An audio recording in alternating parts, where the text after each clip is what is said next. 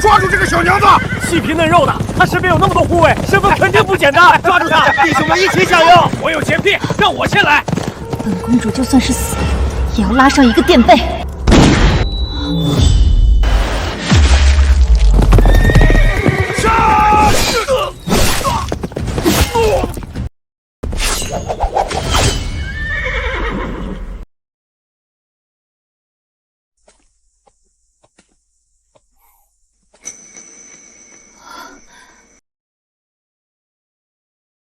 他手中是什么武器？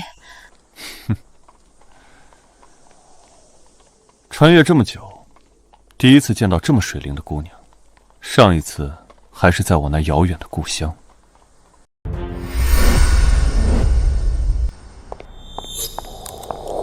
检测到宿主拥有帝王之姿，就是系统绑定成功。穿越地点：大周皇朝，请宿主在60天内将你需要的一切收入纳戒中。这是要我穿越到大周王朝，平乱世一统天下？这东西就是纳戒？那还等什么？零元购不对，是战略储备，启动。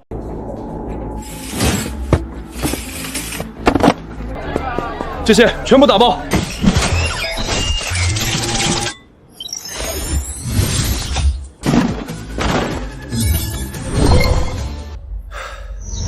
老大，这次收获还不错，最大的宝贝在眼前呢。多谢诸位出手相救。谢，你谢早了，小美人。我这儿规矩简单，救了人，命就是我的。我正缺个压寨夫人暖被窝，就你了。你是怎么发现的？你这胸大肌如此浮夸，挡都挡不住。这么水灵、细皮嫩肉的，定是大家闺秀。乖乖跟我回寨子，保你吃香喝辣。你这般无视大周律法，就不怕受罚吗？什么狗屁大周律法，在我的地盘，我就是天王老子。突厥可汗来了，我也照样干。老大，这就帮你把他绑回寨子。放开他，我自己来。美人，坐稳了，咱们回家。嘴上说着宁死不从，还不是老老实实跟着我回寨子？这么快就想通了？才没有，我是被你胁迫的。他身上的火气若能为朝廷所用，可此人言行粗野，毫无礼法。这稻谷怎么如此茂盛充盈，珠穗饱满，远胜官田？没见过吧？这叫杂交水稻。何谓杂交水稻？简单来说，抗病的水稻和高产的水稻杂交出抗病高产的水稻。农耕之事，竟有这般深奥说法？废话，就好比现在，我呢是山匪，你是富家女子，咱俩凑一块儿，那就是富得流油的山匪。你，哈哈哈哈哈！叫！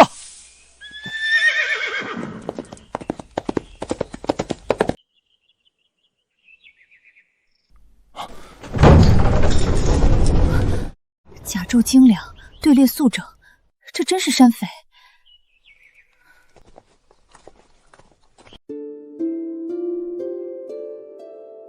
包子，高子，刚出锅的包子。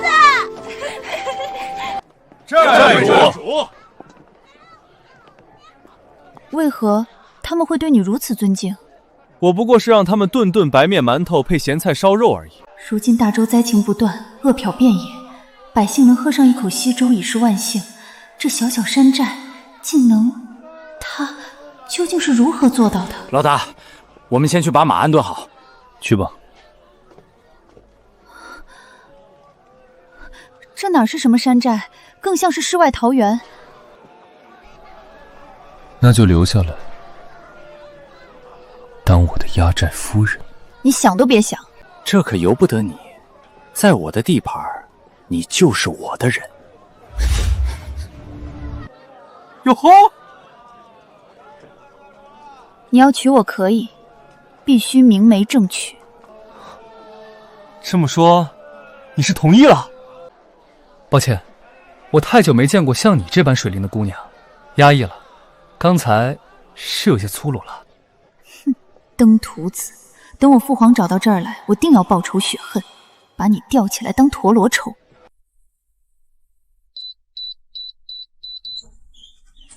此物是何妖术？电子密码锁。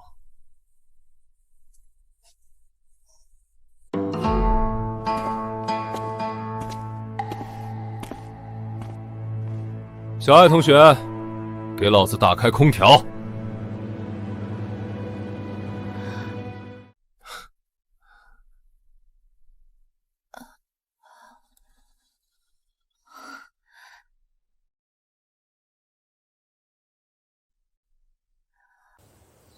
跟我来。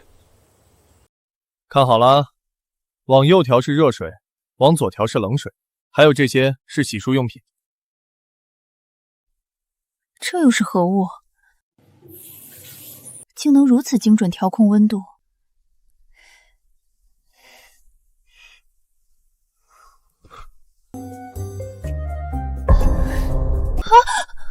用不用我手把手教你调水温？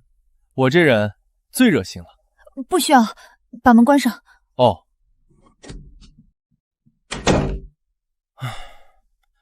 想不到今天会发生这么多事，突厥人竟敢……我是叫你出去，然后再把门关上。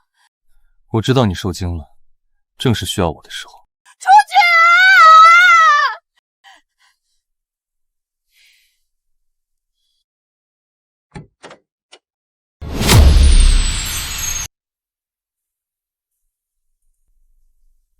过来。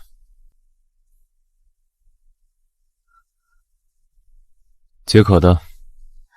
正值夏日，怎会有冰块？那玩意儿造出来的。这些稀奇古怪的东西你从哪里弄来的？都是从我故乡带来的。你的故乡究竟是何地？竟有如此神奇之处？这就说来话长了。既然给了我这个牛马穿越的机会，必须先把余额充满。请张张嘴，眨眨眼。反正都要穿越了，不如来一波大的。不说了，那是我不堪回首的往事。小鱼，他突厥竟敢动我的邀月，你立刻撰写讨伐突厥的檄文，此战必须踏平突厥王诏。陛下息怒，攻打突厥切不可操之过急。如今邀月公主下落不明，恰恰证明还有一线生机。若此然出兵，恐公主会有危险啊！陛下，探子来报，清风镇外的山寨发现公主的踪迹，公主似乎是被山匪绑架了。山匪很好，先是突厥，再是山匪，区山匪竟敢动朕的邀月，他们这是自寻死路。李景武，你立即点几个兵，随朕出发，踏平这山寨。几个兵够吗？要不要把那3000禁卫军全带上？愚蠢！你打突厥打怕了，一个小小的山匪也用得着如此兴师动众？是啊，我难道真的被突厥人打怕了吗？区几个土匪，正好，朕的剑也许久未饮血了，朕要亲自冲锋打头阵。全是奇物，沈晨，你这寨主真会享福。享福？这样的舒适生活很快就没有了。这是为何？大周将亡，乱世来临，战火四起，何处独善其身？什么？大周将亡？何以见得？老大，有人率兵攻打山寨，看那阵仗来头不小啊！攻打山寨是突厥马贼，来者都是汉人，似乎是官兵。汉人？难道是父皇？父皇终于来了，太好了！姓沈的，本公主要将你吊起来打。老规矩，都留活口。我倒要看看是哪个不长眼的敢来惹老子。是。你笑什么呢？没什么，我们赶快去看看吧。哟，你还挺积极的，不愧是我的压寨夫人。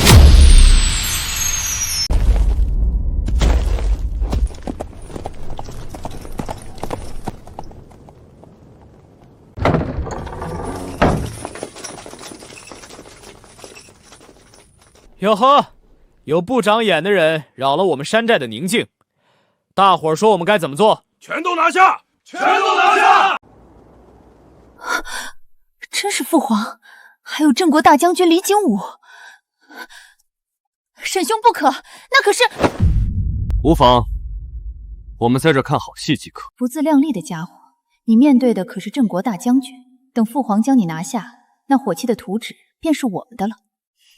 那山匪小子竟然拉着西月的小手，朕要将他碎尸万段！该死，他竟敢拉着我未来儿媳妇的小手！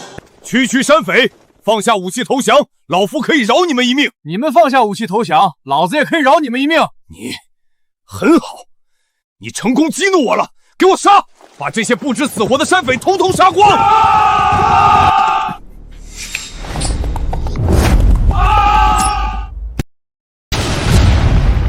我的眼睛，我看不见了！这是什么妖术？冲啊！为了寨主，干趴他们！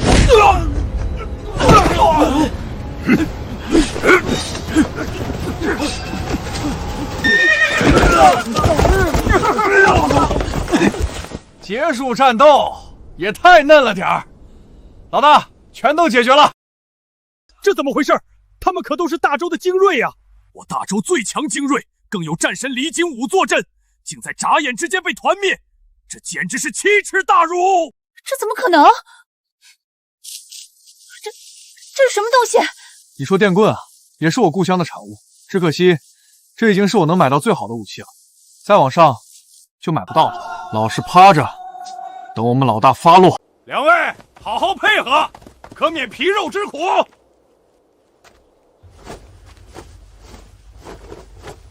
你可知我是谁？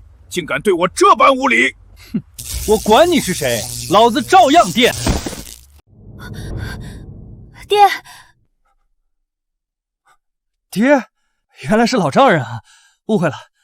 哎呦，电的有点狠了，还带静电呢。他总不会是你亲人了吧？来人，给我往死里电！原来也是自己人，那以后就是一家人了。谁跟你是一家人啊？许月，给他们二人解棒。西月，你还好吗？他们有没有？爹，女儿没事，是沈兄出手从突厥马匪手中救下我，要不是他，女儿可就危险了。你没事就好。小子沈晨见过老丈人。老丈人，你小子胡说什么？爹，沈兄他是在开玩笑。念在是你救了我女儿的份上，我可以对你今日所作所为记老不究。不打不相识，请伯父一步到我家中做客。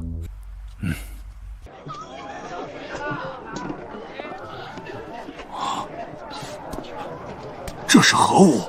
竟如此坚硬平整。陛下，这细盐晶莹剔透，有问题。宫中也未曾见过如此精细的盐。寨主，新鲜的牛肉，您尝尝。牛肉，此子竟在农耕时期宰杀耕牛，简直是无法无天。这肉串滑嫩爽口，你用的什么盐？矿盐。矿盐可是有毒的。山匪就是山匪，竟然拿矿盐当食用盐，愚昧无知。大惊小怪，矿盐经过寨主的过滤，早已无毒无害了。打包30串，样样来一点。好嘞。不等着吗？无需等待，会有人专程送至家中。送至家中，竟如此便捷！你小子在这山寨中倒是像个土皇帝。土皇帝，要当就当真皇帝。这大周的天下，迟早是我的。陛下，这到处都是他们的人，动起手来是我们吃亏呀！朕只恨没多带点人来。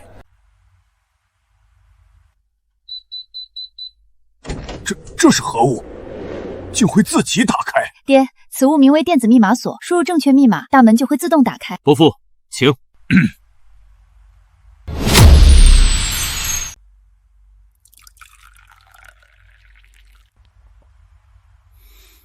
你平日里威风惯了，却栽在区区山匪之手，我养你何用？还不如养条狗。老爷教训的是。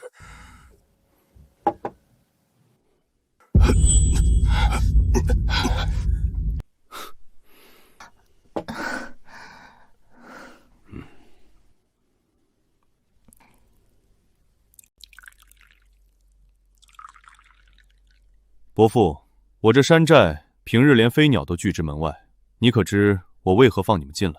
我听西月说，伯父行商南北，富可敌国。我这个人呢，向来喜欢交朋友，特别是伯父这样的富商。商人，他竟不知西月是公主，如此也好，先瞒着他，看看他到底想耍什么花样。在下李家李成，家中产业遍布天下。伯父，您似乎对我有很大意见啊！别以为我不知道你小子什么心思，你眼睛就没离开过我女儿。那就不瞒伯父，西月已决定留在山寨，给我当压寨夫人。我什么时候答应的？迟早的事儿。你区区山匪，胆敢去李兄嫡女。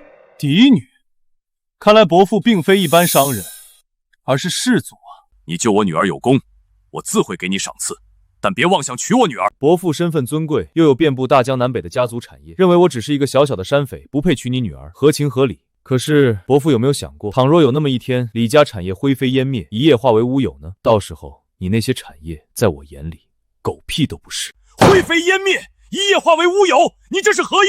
都是一家人，小子斗胆告诫伯父一句：居安思危。哦，居安思危。国家安定才有产业，若国家摇摇欲坠，那所谓的产业也就是一盘散沙，随时被一阵风吹散。哼，大周强盛，万邦朝拜，虽有突厥祸乱，但不足为惧，又谈何一盘散沙？又岂会被一阵风吹散？你这山匪懂什么国家大事？那我要说，大周将亡呢？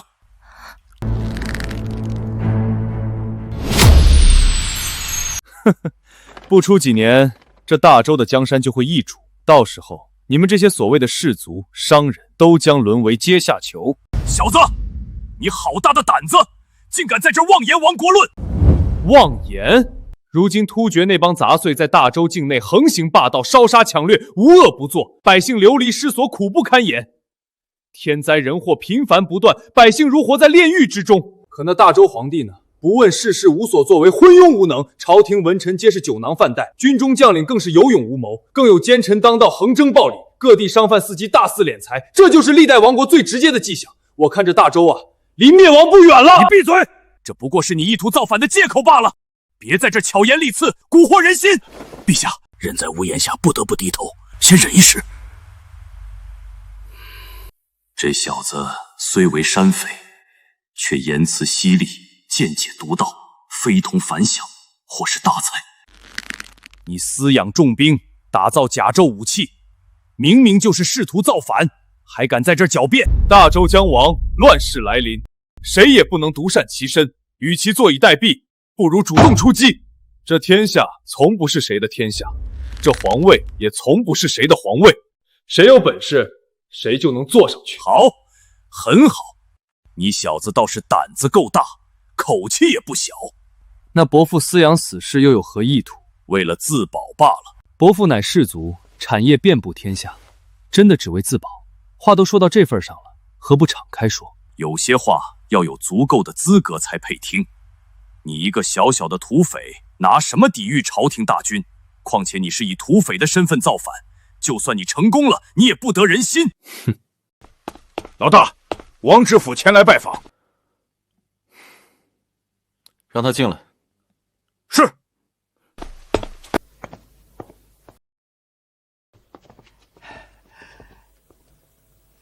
申老弟，家中有客人呐。王老哥有要事？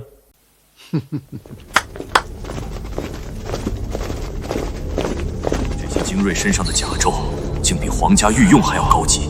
承蒙沈老弟照顾，这些是老哥的一点心意，还望沈老弟不要嫌弃。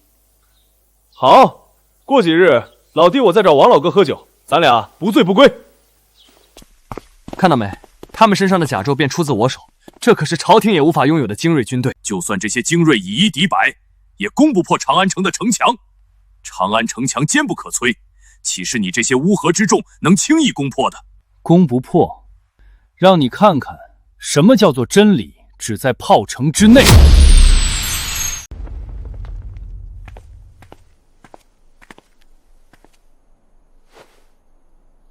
我天哪！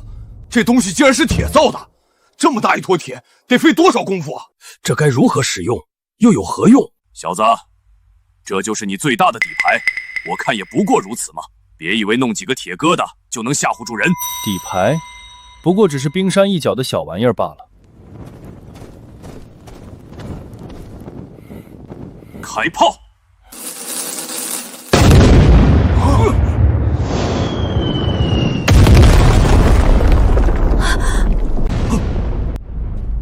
这还只是最初版，且只有5发炮弹。这5发就足以炸碎长安城的城墙了。伯父，事到如今，我有没有足够的资格上桌？上桌？你这是何意？伯父产业遍布大江南北，既有金钱又有私兵，只要我们合作，必定能让我们更上一层楼。他日我若建立新朝，黄袍加身，定为伯父封侯。封侯站在你面前的可是大周皇帝啊！沈兄，慎言啊！怕什么？我可说的大实话。以后咱们就是一家人，我当皇帝，你就是皇后。这小子似乎有很大的秘密，而且手段狠辣，野心勃勃，朕要好好套一套他的话。可我并不认为大周会亡，你不过是在危言耸听罢了。呵呵，只要有大周皇帝在，大周必亡。何出此言？突厥内乱，此乃最佳北伐时机。可大周竟不敢出兵北伐，更有薛延陀日益强盛，虎视眈眈。大周皇帝善行仁政，从未收刮民脂民膏，或使大周国库空虚，北伐虚财虚粮，实乃有心无力呀！有心无力，善行仁政，都是笑话。不作为就是这世间最大的腐败。南涝北旱，天灾人祸频繁不断，奸臣当道，横征暴敛，各地商贩伺机大肆敛财，百姓苦不堪言，灾民尸横遍野。这就是大周皇帝不作为导致的。原本我还以为他只能做个守城之君，现在看来，他连城都守不住。你不过是逞口舌之能罢了。倘若你坐上那皇位，同样要面对如此困境，难不成你已有破局之解？看来伯父已经动心了，只不过还在权衡利弊。既然如此，那就让你看看我沈晨如何破此局。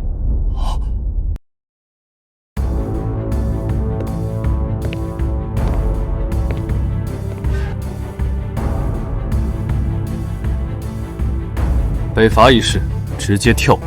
沈兄，为何要跳过？这北伐可是大事啊！朝廷那些文臣一个个酒囊饭袋，除了在朝堂上争权夺利、唧唧歪歪，能干出啥实事？军中将领更是有勇无谋的草包，就他们还想北伐？去给突厥送人头还差不多。大周有战神李景武，战无不胜，区突厥不过是一群乌合之众，根本不足为惧。大周战神李景武，忙无定见的毛头小子罢了，就连我也能一只手将其吊打。你说什么？你算什么东西？也敢跟大周战神比较？你谁啊？我提他关你屁事啊！反应这么大做什么？老夫以前是从军的军人，你说能吊打大周战神？来，我俩先过招。你确定？来啊！你是不是怂了？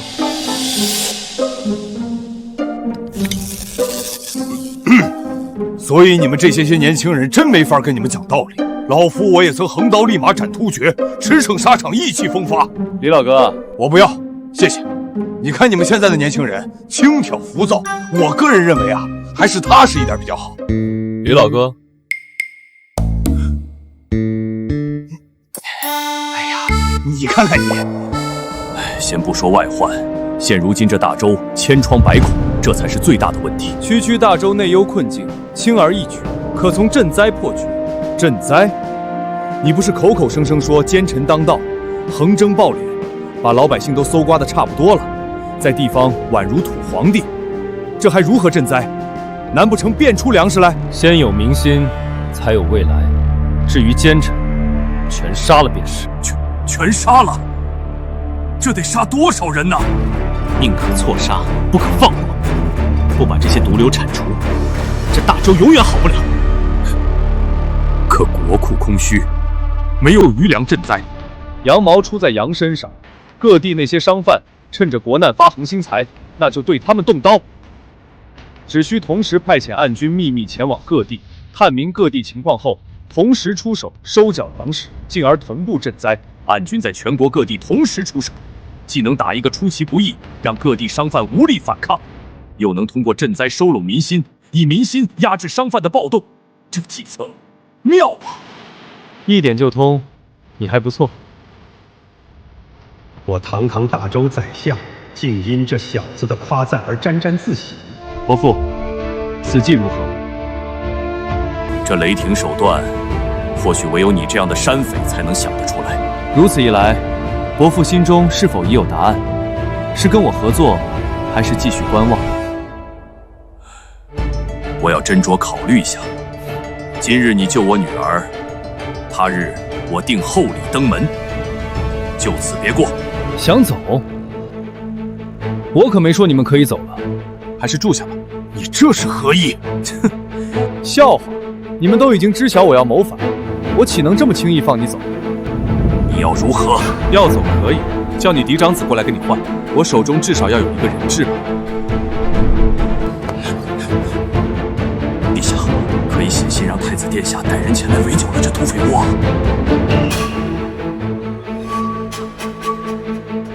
拿纸跟笔来。朕是不是真的老了？连这大周的天下都快守不住了。陛下何出此言？您依旧正直风华，大周有您这样的明君，定能重焕生机。如今大周破败不堪，摇摇欲坠，朕却无所作为，毫无建树，放任突厥祸乱边境，任由奸臣暴敛，南涝北旱，灾祸连连，百姓苦难，灾民流亡，这一切皆是因朕的不作为。陛下，老臣认为一切都还来得及。沈晨那小子的计策是毒药，也是解药，只要施行得当，就能破局。请陛下狠下心来，把那些奸臣贼子、贪官污劣统统铲除，还大周一个朗朗乾坤。这个天下需要一场血来清洗。陛下，臣有话不知当讲不当讲。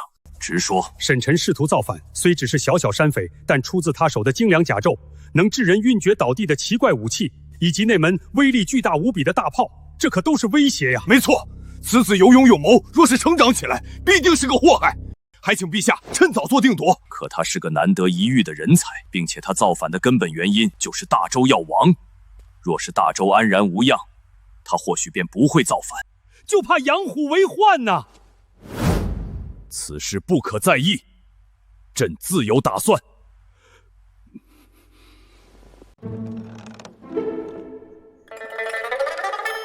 有什么话就直说吧。沈晨，你现在放了我父亲，不然就不好收场了。不好收场？区区一个商贾，就算你父亲是突厥大可汗，我也敢盘了他。哼！我既然想做这天下的皇帝，就绝不畏惧谁，哪怕是大周皇帝。可他就是大周的皇帝啊！等皇兄带兵来，那可就没法收场了。哼！伯父，这是写好书信，做好决定了？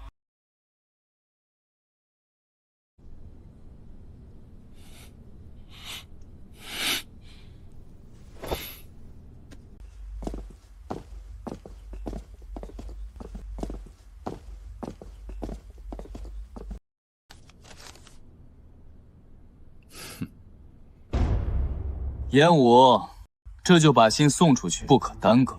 是。都这个时辰了，父皇怎么还没带着小妹回来？难不成是出事了？殿下，有我爹在，大可放心。太子殿下，陛下的信。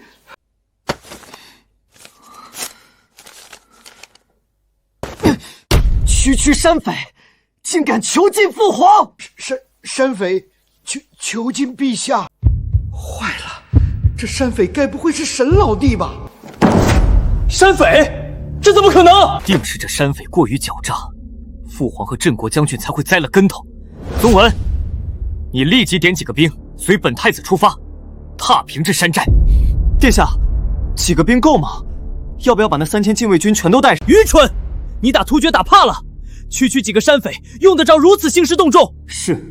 我难道真的被突厥人打怕了？区几个山匪罢了。正好，本太子的谏言许久未饮血了，我要亲自冲锋打头阵。奇怪，我总有一种不好的预感。伯父，这是染了风寒，那正好。严厉。老大，有何吩咐？为上等牛肉、羊肉，今晚涮火锅。等大舅哥到来，我再尽地主之谊，总不能让娘家人空着肚子回去。是。哼，什么娘家人？既然伯父不领情，那我也不好强求。西月，你喜欢酒吗？沈晨，你现在放了我父亲，一切都还来得及。这酒，走，咱俩到屋内好好品尝这美酒。我得在皇兄带兵来之前，劝说他放了父皇离开，否则要酿成大祸。大胆狂徒，竟敢亵渎我的宝贝女儿！不行，我要去与她拼命！陛下不可，再忍一忍，忍！你们两个废物，我的女儿都要被贼人玷污了。陛下，这是禁卫铁骑，太子殿下来了。来得好！我儿总算来了。等拿下这伙山匪，朕必定重重有赏。陛下，趁机逼他交出火器甲胄、制盐之法，我大周国力必将暴涨。还不够，必须要他把那些农耕技术，还有培育种子的方法也交出来。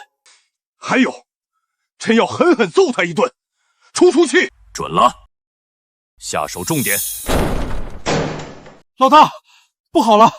寨子外来了一群官兵，他们身穿甲胄，像是朝廷的禁卫军。没完没了了是吧？朝廷的禁卫军来这儿做什么？莫非是我的事情败露了？皇兄竟来得如此之快，这下糟了！哼，老丈人，你得意什么？莫非外面的兵马与你有关？老大，朝廷的禁卫军处理起来会很麻烦啊。与我无关，定是你小子蓄意谋反。大周的铁骑收你来了。既然如此，我倒要会一会这大周的铁骑。还敢如此狂妄！等下你这破山寨就会被大周的铁骑踏平。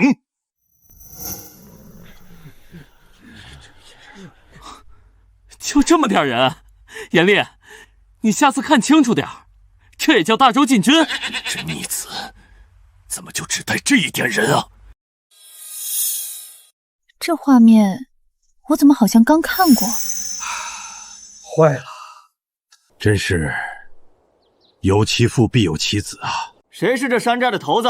出来受死！哦，是吗？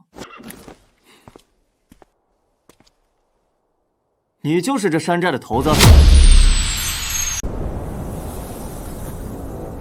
不错，你这小小的山匪，竟敢囚禁我父！切儿！原来父皇并未暴露身份，这倒也是。堂堂大周皇帝竟被山匪囚禁，这要传出去，岂不如让天下耻笑？小子，你罪大恶极，竟敢辱我父亲！看来我这小舅子脾气还挺冲啊。哼，沈晨，你只是一个小小的山匪，远远不及我儿。我儿李乾上过战场，杀过突厥，立过军功，所以伯父一开始就没打算让大舅哥留下当人质。不错。什么？让我留在这山寨当人质？小子，你当真是狂妄至极！我5岁练剑，6岁练枪，10岁骑射，13岁便随将军征战沙场，你算什么东西？哟呵，你不服？哼！沈晨，你敢不敢与我儿1对1单挑？乐意至极。你不就是仗着这破棍子？要没他，你算个什么东西？有种堂堂正正和我儿比一场！好，这赌约我应了。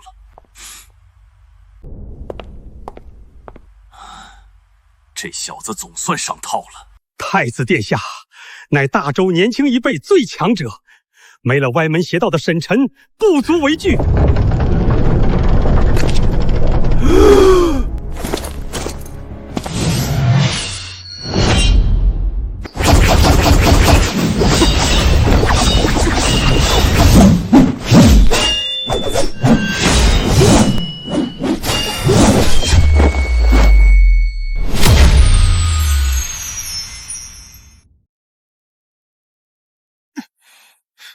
沈晨，天黑了，刀枪无眼，你现在认输还来得及。怎么，你怕黑啊？怕黑现在就赶紧回家去吧。我儿上战场杀敌多年，夜中奇袭沙场破敌，这天一暗，视线有限，你这寻常人怕不是连路都看不清了。等下要输了，可别说我不留情面。狂妄！废话少说，来战！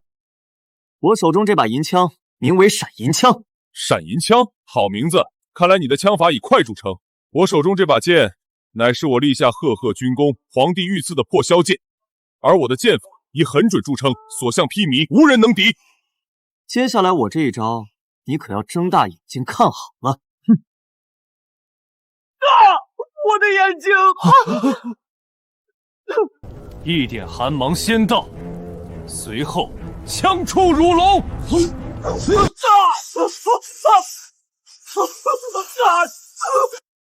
这是何物？无耻！无耻小人，竟用如此卑劣的武器！这要是败了，本公主岂不是要留在这里，给他当压寨夫人？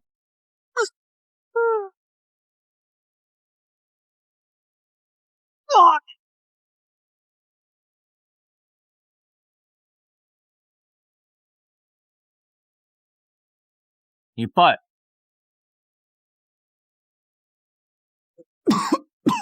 李乾，你败了。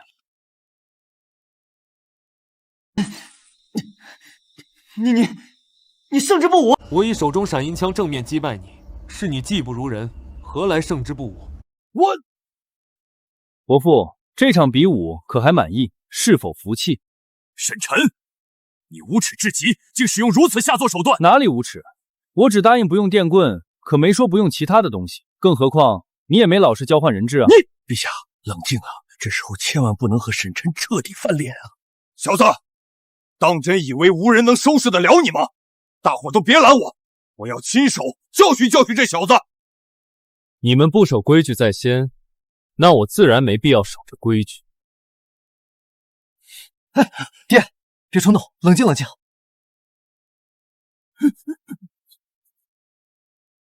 赌局已定，你们这是要毁约？你赢了，我等随你处置，愿赌服输。如何处置，我还未想好。晚宴已备好，请各位入座，共讨大事。这山寨真不简单，不只有刚宰杀的牛羊，竟还有新鲜的蔬菜。朕若能够得到沈晨这小子的秘密，这大周的天下定能盛世千年，永垂不朽。这些美食丝毫不逊于宫中啊！父亲，您这是作甚？作甚？我是不是让你派遣3000禁军，结果你这逆子就带了那么丁点人，真是狂妄自大！我这不寻思着区山匪有何惧哉吗？谁曾想那山匪如此无耻，用什么闪银枪，太阴险狡诈了！愚昧！严厉，把酒拿上来。尝尝我故乡的特色毛子。这是何酒？竟如此醇香！只闻酒香，便已足矣啊！一帮没出息的家伙！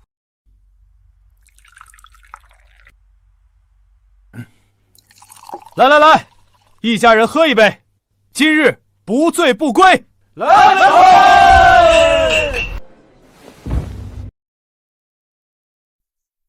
醇香浓郁，好酒。此酒只应天上有。哼，勉勉强强能入口。择日不如撞日，你我交杯酒后，就是一家人了。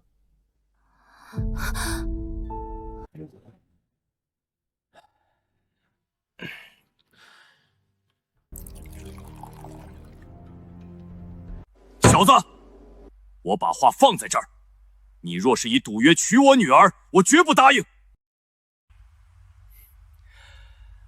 哎呀，多谢老丈人提醒，我原本还愁着如何迎娶西月呢。你这简直就是困了送枕头，正中我下怀啊！沈晨，你之前可是答应我要明媒正娶。明媒正娶？可小妹你已有婚约啊！已有婚约？是哪个不长眼的敢跟我抢女人？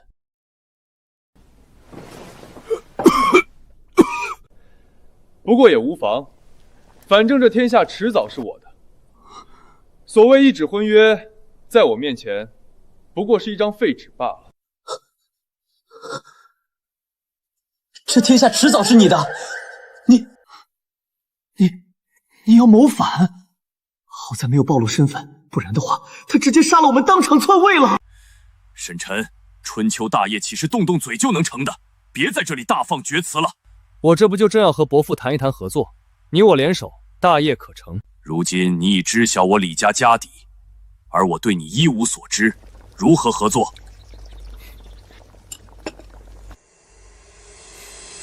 既然伯父想通了，那就边吃边谈。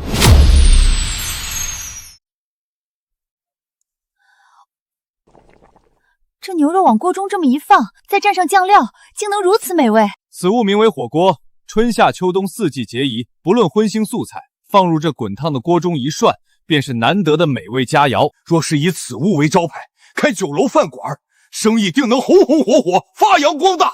伯父，发扬光大的前提是百姓安居乐业，这大周不行。你罢了，我不与你争论这些。好酒好肉，快宰快宰！这酒，诸位以为应该卖多少钱合适？老夫嗜酒如命，走南闯北，喝过无数美酒，却从未喝过如此香醇的美酒。依我看，此酒一斗10千钱。一斗10千钱，这价钱竟能与醉仙楼的头牌名酒相当了，会不会有些高了？价钱低了，此酒独一无二，1斗100两都不为过。1斗100两，你这简直是狮子大开口啊！小子，你真以为会有人花100两银子买你这酒？这可不是一笔小数目啊！这民间不缺有钱人，关键是如何把酒卖出去，让他们心甘情愿地掏钱。世人皆知大周国库空虚，是因大周关爱百姓，施行仁政所致。可百姓也没钱，那钱呢？钱都去哪儿了？所以你是打算把这酒卖给那些达官贵族？不错，那些达官贵族腰缠万贯，不差这点钱。此酒虽好，但没有足够的名气。即便是达官显贵，也难以舍得花费100两购买区1斗。打响名气，我已有计策。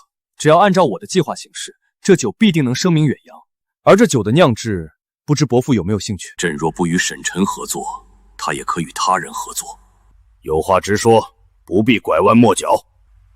正如伯父所见，我这寨子虽小，却五脏俱全，甚至与长安相比，有过之而无不及。若想成就大业，唯一需要解决的问题，那便是人力物力。所谓钱财，与其收割百姓，让他们苦不堪言，不如劫富济贫，让那些为富不灵者将钱都送上门来。好，说得好！那些达官贵族一个个爱财如命，平日里搜刮民脂民膏。倘若这酒真能让他们出血，何乐不为呢？这么说，伯父是同意合作了？酒虽好，却远远比不上你那能够致人晕厥的棍棒，还有那恐怖的火炮，这才是关键所在。伯父，你还真是贪得无厌啊！既想要酒的利润，又觊觎我的武器装备，你这又是何意？哼！此前我欲造反，伯父却遮遮掩掩，欲拒还迎，始终不肯表明真实态度。现如今，伯父似乎比我还要急于求成，这转变可真快啊！所以，你这是不信任我？没错，现阶段我并未能够看到伯父，也就是李家的实力。这天下可不是什么阿猫阿狗都有资格争夺的。这小子越来越狂妄了，难道我这大周皇帝还不够资格？等酿酒仪式完成后，你我再做进一步的合作。如此也好，就依你所言。事关紧要，就此别过。那我就在这山寨中等候伯父的好消息。钱儿，你且留在这山寨中。所以，我真是人质。我堂堂大周太子，竟是父皇用来换取自由的人质。这传出去，我的脸面往哪搁？七月，跟我回去，这里不是你该久留的地方。这就舍不得我了？本姑娘才没有，你别自作多情了。你跟伯父回家去，假以时日，我沈晨必定对你李希月明媒正娶，让你风风光光的嫁给我。明媒正娶？即便你我合作，共讨大事，我女儿也绝对不可能嫁给你这个土匪头子。你休要痴心妄想！今日你救我女儿，他日我定厚礼登门。就此别过，别再纠缠我女儿。厚礼就不用了，不如让西月以身相许，当我的压寨夫人吧。打住！这小子是铁了心想拐走我这未来的儿媳妇。严厉，备马车，恭送老丈人。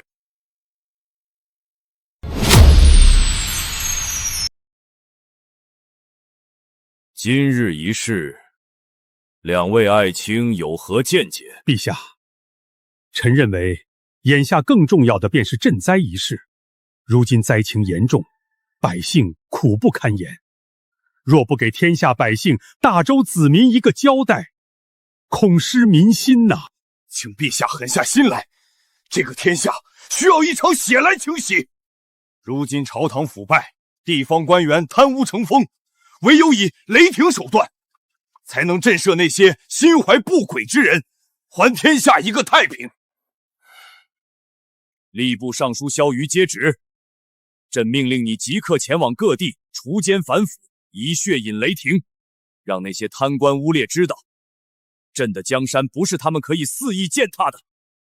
臣接旨。兵部尚书李景武接旨，朕命令你立刻选出暗军，派发各地，强征米粮，以军赈灾，务必让百姓有饭吃，有衣穿，稳住民心。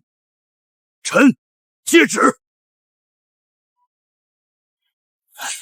老大，李家众人一同入驻灵州城城府。哦，灵州城府有点意思。看来我这老丈人身份不简单啊。唉。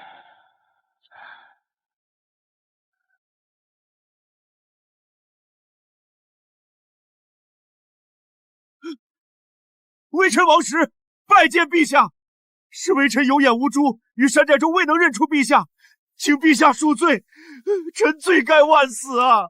王石，你这知府真是威风啊，竟敢私养重兵，你好大的胆子！陛下，臣冤枉啊！臣并未私养重兵，突厥马贼祸乱灵州城，臣为保灵州城，保灵州城百姓的安危，便从沈臣手中购买甲胄，并让沈臣对城府侍卫操练培养。臣一心护民，绝无反心啊！请陛下明察。绝无反心，很好，朕正好有话要问你。陛下，这身甲胄便是从沈臣手中购买得来的，可否看出此甲胄有何玄妙之处？陛下，此甲胄坚硬无比，但重量却出奇的轻。此物似铁却不是铁，怪哉怪哉！陛下，臣曾对这身甲胄做过测试。寻常的刀枪弓弩根本破不了防，就连陌刀都只能对其造成一丝痕迹，或许唯有弩机才能破其防御。这甲胄竟如此坚韧，若我大周军队都能配备此甲胄，那战斗力必将大幅提升。何愁突厥不灭？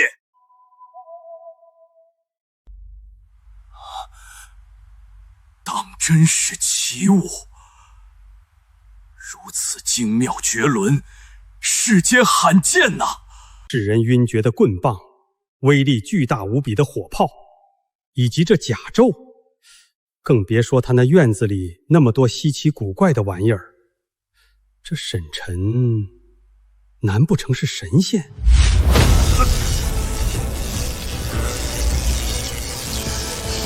开炮！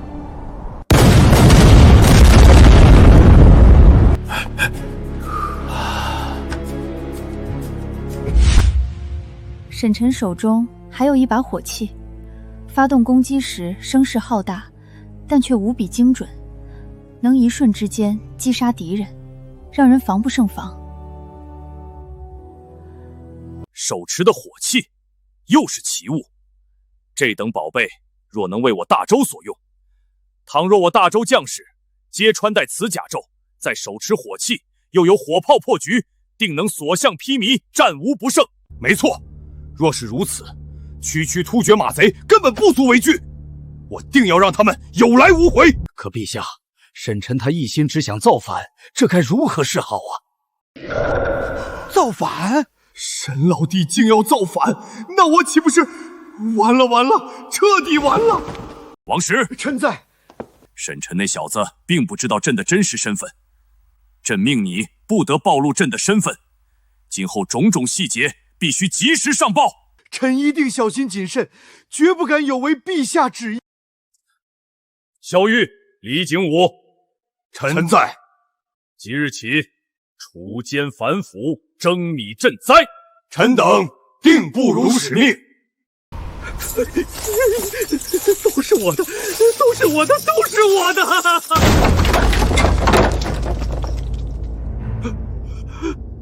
贪赃枉法，就地格杀！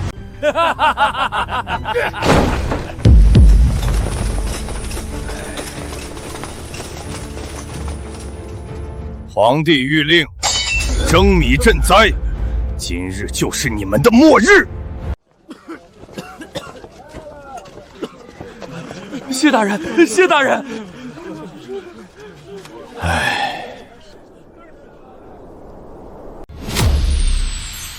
陛下，以长安为起点，此次除奸反腐行动如雷霆般迅猛，势如破竹，已取得巨大成效，不少贪官污吏都被揪了出来，百姓们无不拍手称快。不够，远远不够。朕万万没想到，只是一个长安城就有如此之多的蛀虫，它们就像吸血虫一样，吸食着百姓的血汗，掏空着大周的根基。那这天下呢？这九州大地呢？还不知有多少这样的蛀虫隐藏在暗处。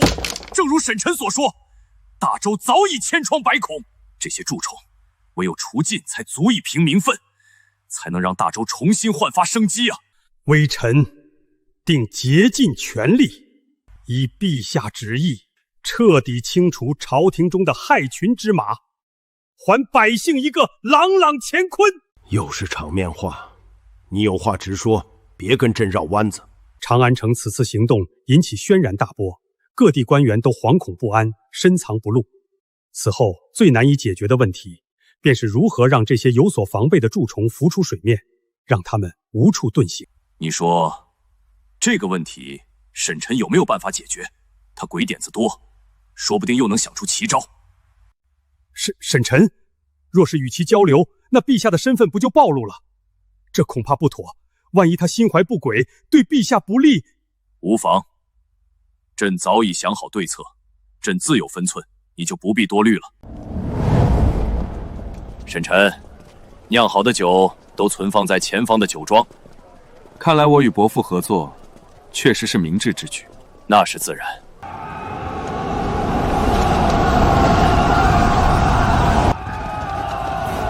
沈臣，你一直在寨子里，可能有所不知。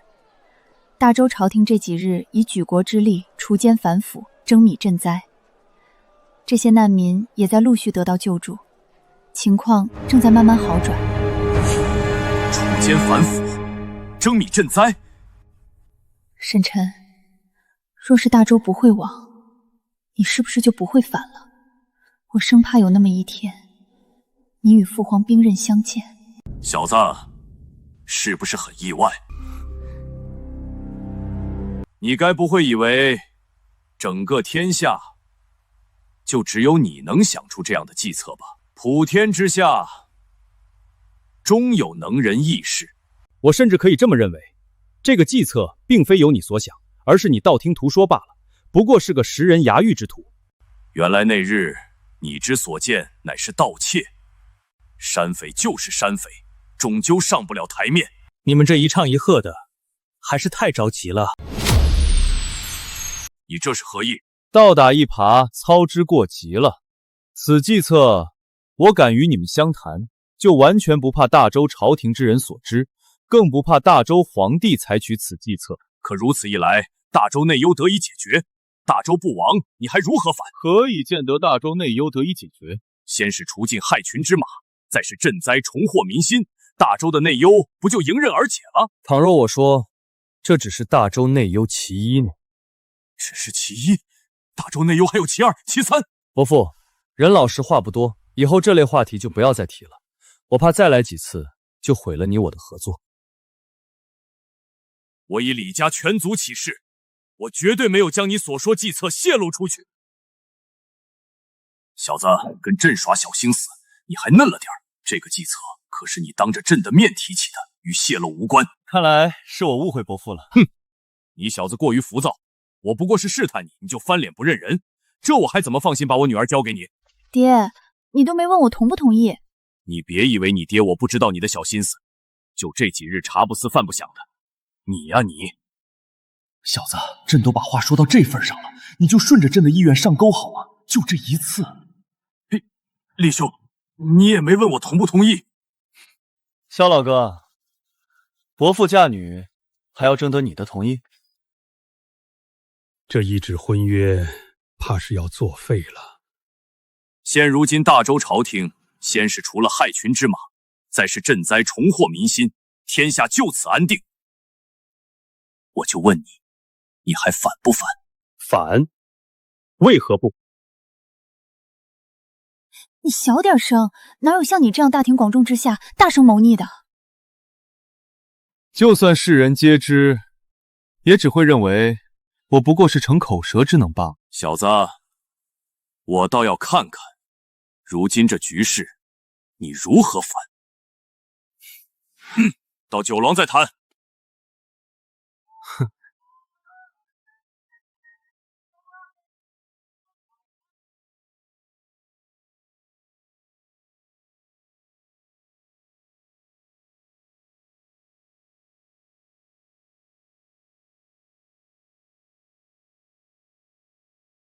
虽有差距，但也足够。沈晨，这酒的酿制极其复杂，人力物力成本都远超于市面上最好的酒。你若是卖不出天价，就是亏本的买卖。伯父这是想与我重谈分账？不错，我出钱又出力，这酒的营收，我至少该拿60%、70%、70%。你这山匪竟然还会让步？我的意思是，我拿70%。沈晨，你别欺人太甚，你这是坐地起价。沈晨，你这就过分了。我父亲是根据成本与你商谈，而不是漫天要价，你反而如此对待。你们啊，就没一个沉得住气的，我都来不及解释。哼，我倒要看看你如何解释。原本呢，我认为这酒最高也就只能卖个100两一斗，但如今这酒1000金难买，10000金都难求啊！1000金难买，10000金难求。原来你是打着卖酒的名义，继续做你这山匪的勾当，杀人越货呀！买酒搭命，不是都什么跟什么？我画的饼，你们就这么难以下咽吗？沈晨，我们是难以相信，这酒虽好，但也卖不到这个价格。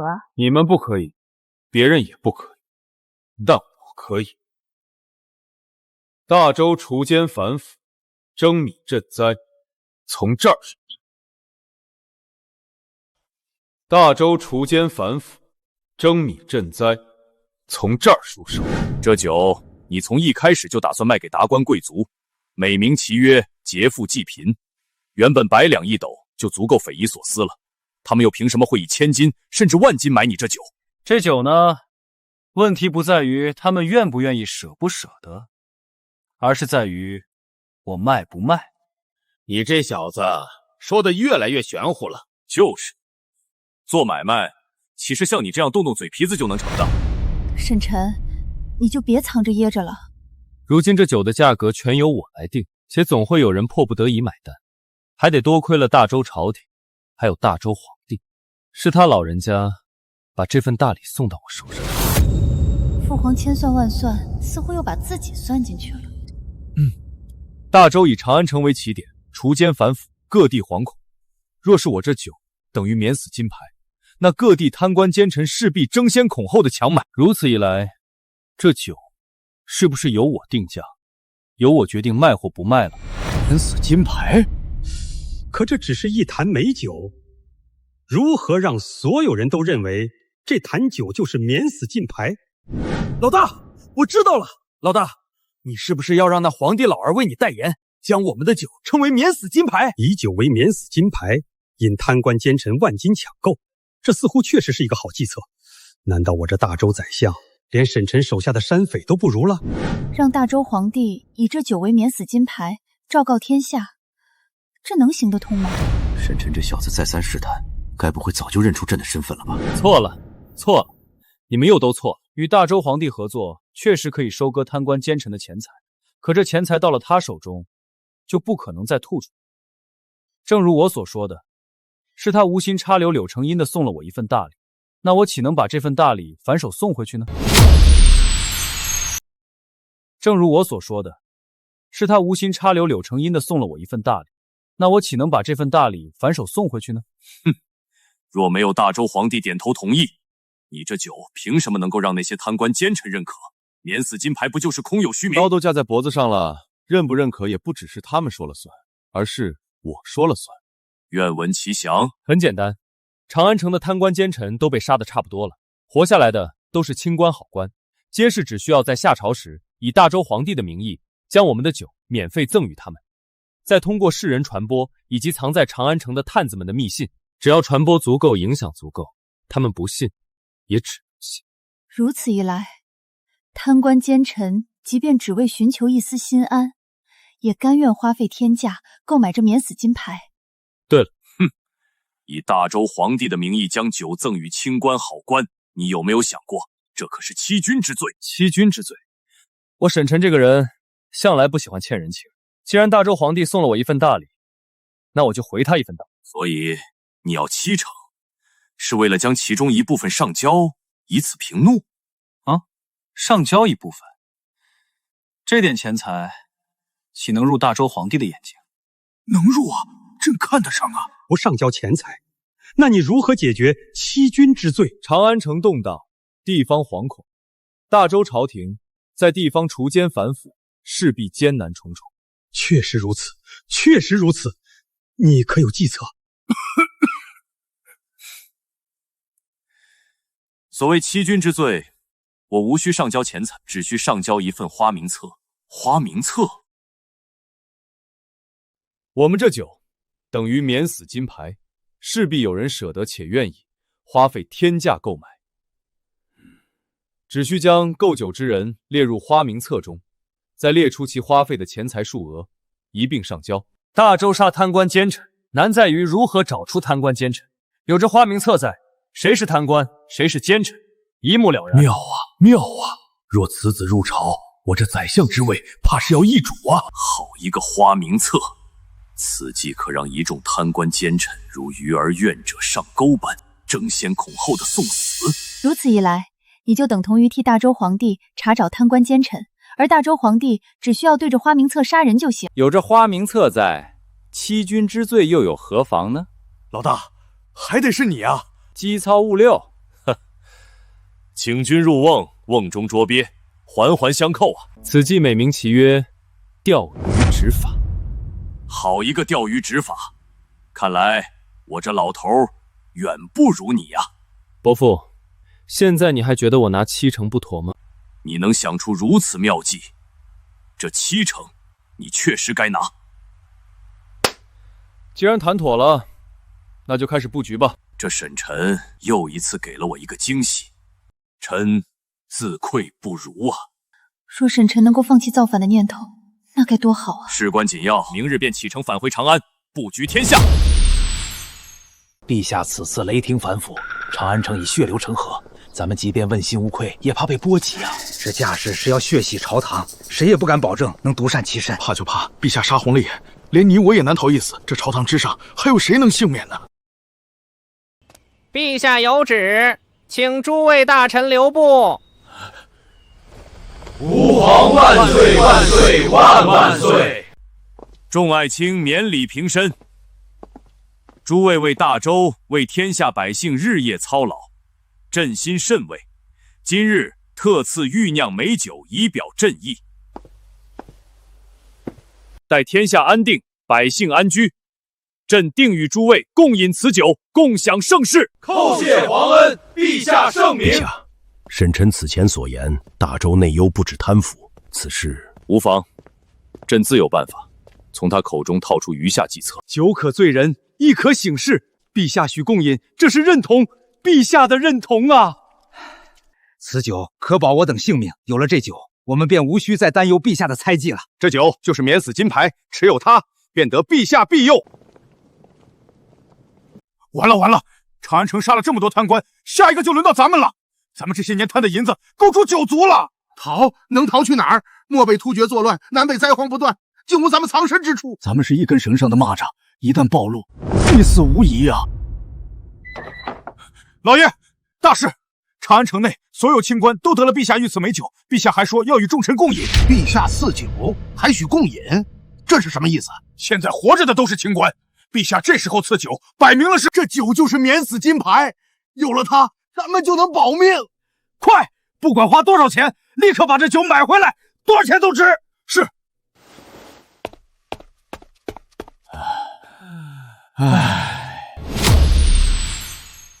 瞧一瞧，看一看喽！祖传佳酿美酒，一坛只需100两。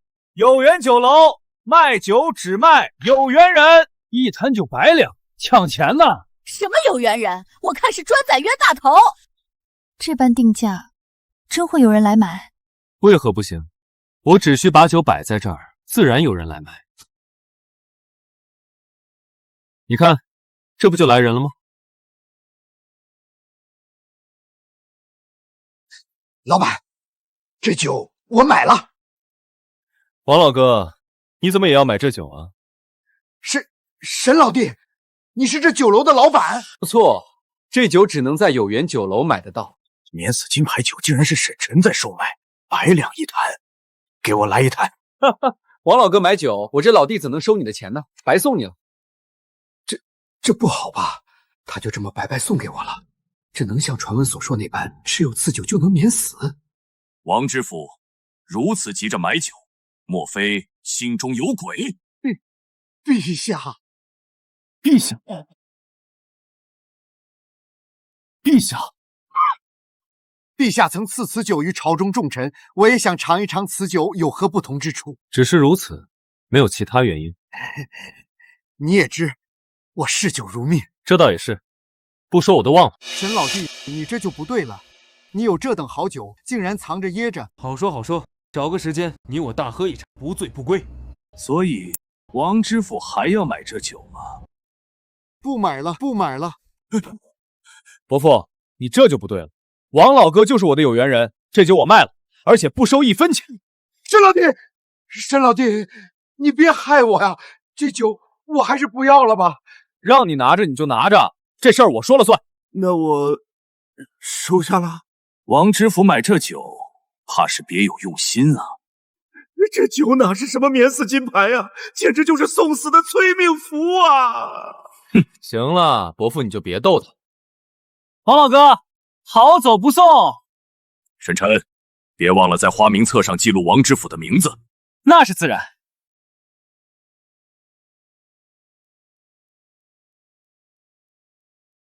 王老哥，你的酒我不要了，我不要了。不对呀，这免死金牌酒，他怎么能说不要就不要呢？他反应怎么这么大？白送都不要。他跟你熟，自然看穿这酒表面是免死金牌，实则是催命符。这倒也是。客官，买酒吗？没错，就是这酒，100两一坛，能保全家性命，值！冷静点，别惹人注意。给我来3坛酒，我也3坛，我也3坛。待宰的肥羊自己送上。该死的贪官奸臣！3位抱歉，本店规矩，一人限狗1坛。有钱你不赚，有病啊！我的地盘我定规矩，不接受就请便。1坛就1坛，保命要紧。而且这钱不够。你说什么？牌子上写着1坛100两，3坛正好300两。刚才是100两，现在涨价了。你这是坐地起价！这我的酒，我想怎么卖就怎么卖。你夫君，做生意别意气用事，免得惹麻烦。这声夫君我爱听，看在我娘子的份上，300两就300两，算你们运气好。哼，这钱你可得拿稳了。怎么还想抢回去？有些钱就怕你有命拿，没命花！你这是在威胁我？好走不送。方才有人买酒，卖出3坛，一坛300两。300两。来了3人，1人1坛。西月，你可认得他们身份？不认识，看着像是地方小官。好大的胆子！寻常小官1年俸禄不过50两，他们一出手便是300两，这些全是民脂民膏。人在哪儿？朕，我定要将他们就地格杀！伯父，不可！有何不可？此等贪官，人人得而诛之。杀他们可以，只是伯父有把握杀了这3人后，还能独善其身。先杀了再说。伯父，你为何动怒？你这反应不对。爹，花名册上交给大周朝廷之后，这些贪官奸臣定会受到应有的惩罚，何须你亲自动手？我一想到大周百姓被这群贪官剥削鱼肉，就一时冲动。伯父你啊，还是这般毛毛躁躁。严武，老大，立刻跟随那3人，查清这3人的府邸、官职、底细。明白。单靠严武一人能查清楚吗？这你就放心吧，严武可是受过专业的训练，区区小事不值一提。哦，我很好奇，你手底下像严武这样的人还有多少？严武只是我手底下一个小小的掌柜罢了。方才我们与那3个贪官交易的时候，大周各地也同时进行交易。同时进行交易，这大周100余州城，那岂不是意味着沈晨手底下至少有500个像严武这样的精锐？你若再喊我一声夫君，我可以满足你的好奇心。你得寸进尺。早晚的事儿，多叫几声就习惯了。伯父是世家大族，想必结识不少朝中官员。你想做什么？直说无妨。这场风雨还得再添一把火。酒虽有名，但贪官还在观望。毕竟免死金牌只是虚名，没人真信。你想让朝廷反腐的官员去查出买了酒的贪官？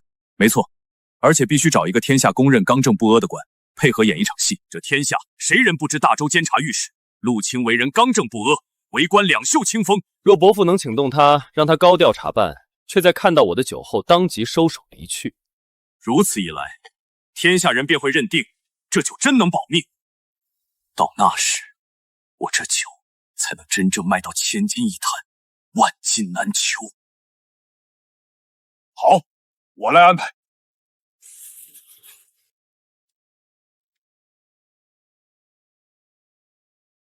微臣陆清叩见陛下。爱卿平身。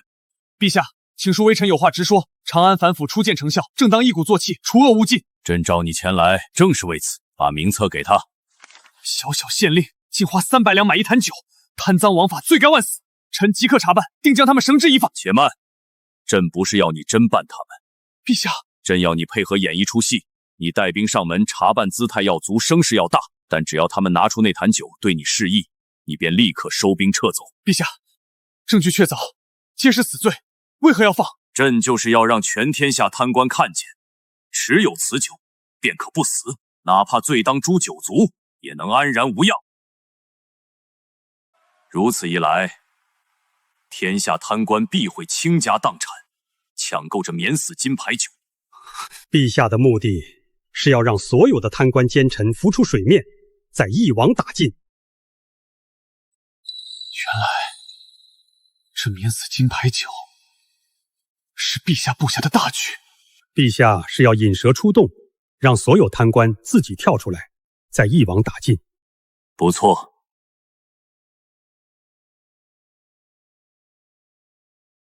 天下人都知你陆清铁面无私，两袖清风。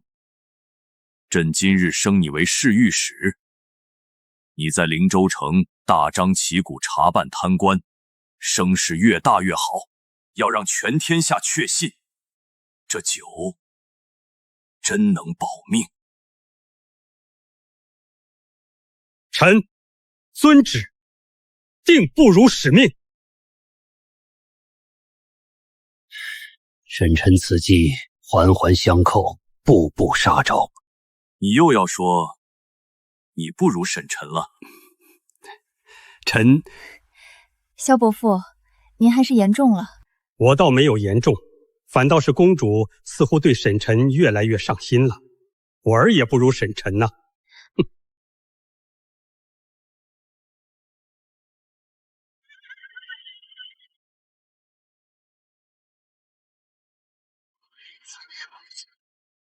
侍御史亲自带队，这阵仗可真威风。那是自然，我爹出面，小事自然办得妥当。奇怪，我记得陆清原本不是侍御史，怎么突然升官了？许是你记错了吧？是吗？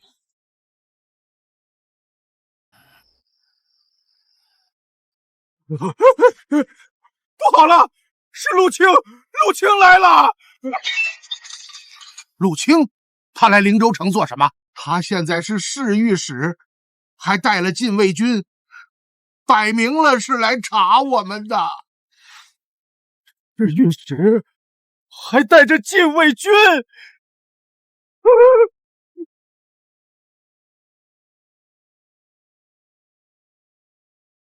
将府邸四面围住，一只苍蝇也不许放走。是。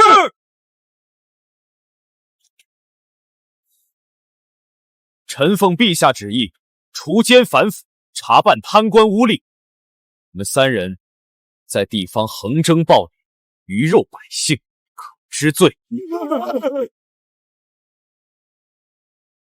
侍御史大人，您到我这里查处贪官奸臣，是不是有什么误会啊？刘富贵、赵德禄，你们为何在此处？回大人，我与刘富贵和张万才是同乡，时常聚一聚。同乡相聚，为何个个神色惊慌？我等只是同乡叙旧。正好，本官一并将你们拿下，省去奔波。坦白从宽，抗拒从严。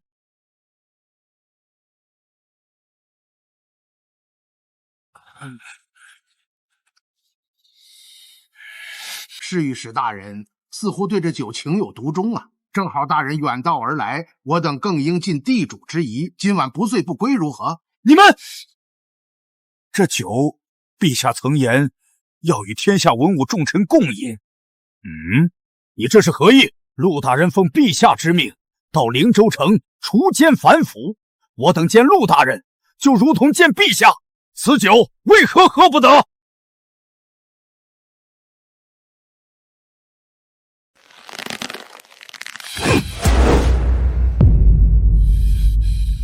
你们好自为之！大人，闭嘴！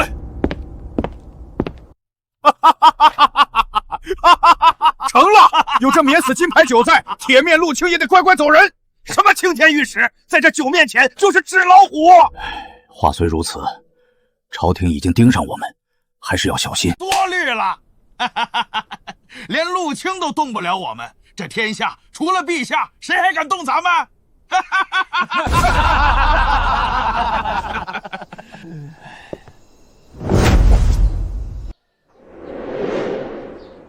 你让陆清演这一场戏，真能把酒炒到千金难求？戏一唱完，做贼心虚的人会疯抢这能保命的东西。到时候我控量一天只卖3、5坛，价格自然飞上天。原来如此，老大，陆清按计划行事，一开始气势十足，一见酒就佯装鸡蛋撤退。那3个贪官已经彻底信了这酒能免死。这陆清戏不错，接下来关门停售。停售？先让他们急，让他们疯，让他们把消息传遍天下，等火候到了，再一网打尽。成了。烟雾，立刻飞鸽传书，全国所有酒摊全部暂停售酒，待命。是。鱼儿该扎堆了。这1个月，朝廷先征米赈灾，再铁血反腐，手段异常凌厉，实在反常。是啊，大周朝廷像是突然换了性子，开窍了一般。慌什么？朝廷越乱，对我们越有利，这是千载难逢的机会。我是怕这场大火最后烧到我们齐家头上。愚蠢！火越旺，我们越能浑水摸鱼。让你们联络突厥的事儿办得如何？回父亲，已与突厥接上话，但他们狮子大开口，漫天要价，先给点甜头，稳住他们，等利用完再斩草除根。是。一群蠢货！那免死金牌酒明明是骗局，竟还有人抢着花1000金购买，真以为一坛酒能保命，简直自寻死路！查清这酒的主人了吗？回爷爷，此人名为沈晨，是个山匪头子。山匪头子？山匪一夜之间变身酒楼东家，还能掀起这么大风浪，他背后一定有人。继续查。是，爷爷。这酒已经冲击我们齐家的生意，要不要直接砸了有缘酒楼，逼出幕后主使？不必。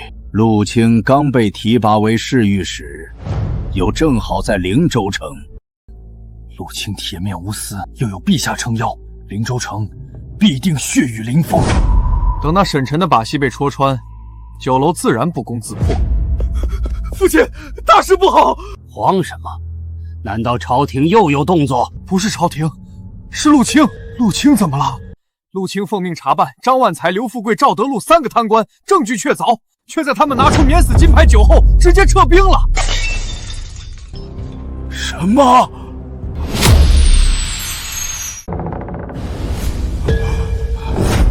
这不可能啊！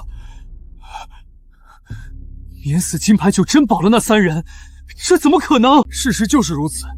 陆清率领10几个禁卫军包围了张万才的府邸。显然他手中已有十足的证据，势必是要把张万才一网打尽，但却因免死金牌酒被迫将禁卫军撤走，连他也无计可施。陆清被命为侍御史，难不成是皇帝对陆清下达命令，有酒就能免于一死？匪夷所思，当真是匪夷所思。父亲，先别轻举妄动，容我上朝试探风声，再做打算。你的意思是，这有缘酒楼背后之人很有可能来自于皇室。不错，沈晨不过是个山匪头子，绝非是他能够布下此局的。此酒首次出现是在夏朝时，皇帝御赐于长安各官，会不会此酒与皇帝有所关系？借御赐之名行钓鱼之事，伺机敛财，更像是内卫的手笔。难道是内卫？此事不可再提，暗中调查即可。是。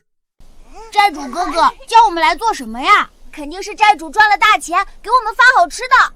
我要你们从此读书识字，学知识，考功名，将来为山寨、为百姓出力。我们是山匪，也能考功名吗？有我在，定保你们平步青云。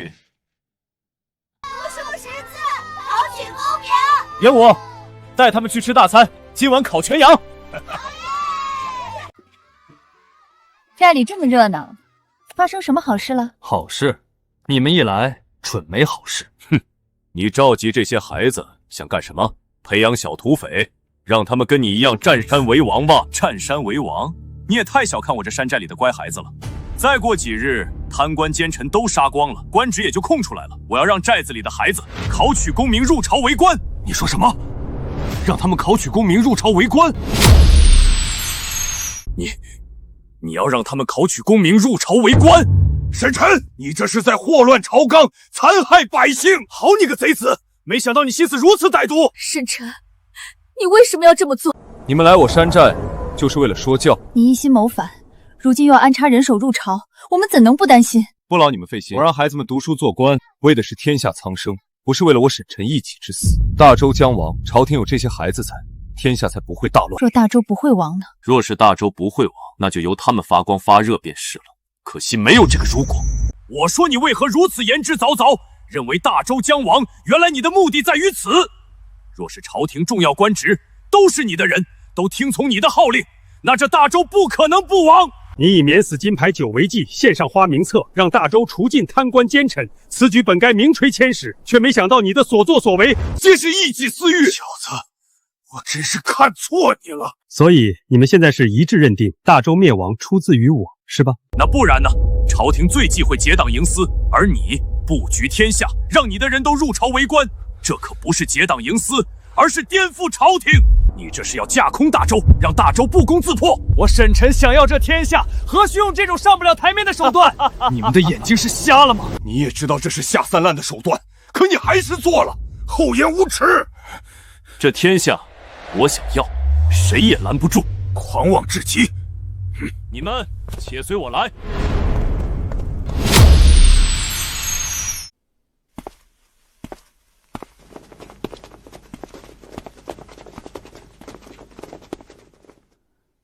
接下来你们看到的，就是我逐鹿天下的底气。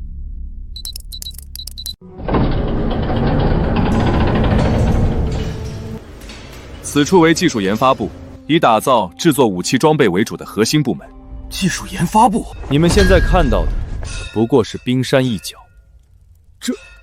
这仅仅只是冰山一角。看来朕终究还是低估了沈晨真正的实力呀。仅凭眼前这些，我便足以踏平半壁江山。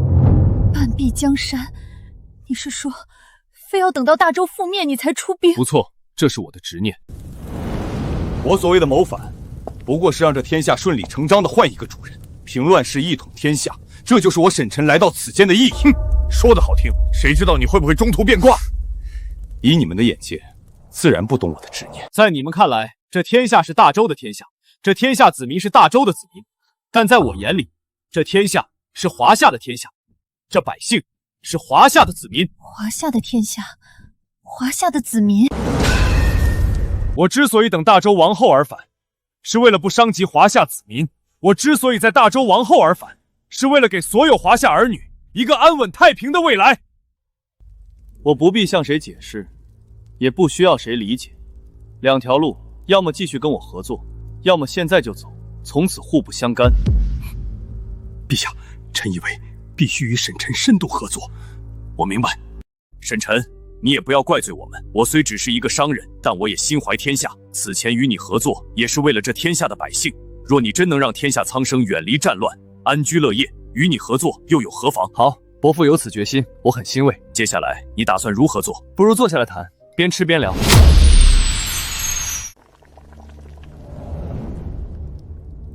要掌天下，必先布局于民。你心中已有定计，不妨直说。第一步，造福百姓，收拢民心。李兄为商人，你为山匪，如何造福百姓？如何笼络民心？很简单，盐。严武，把东西带上来。是。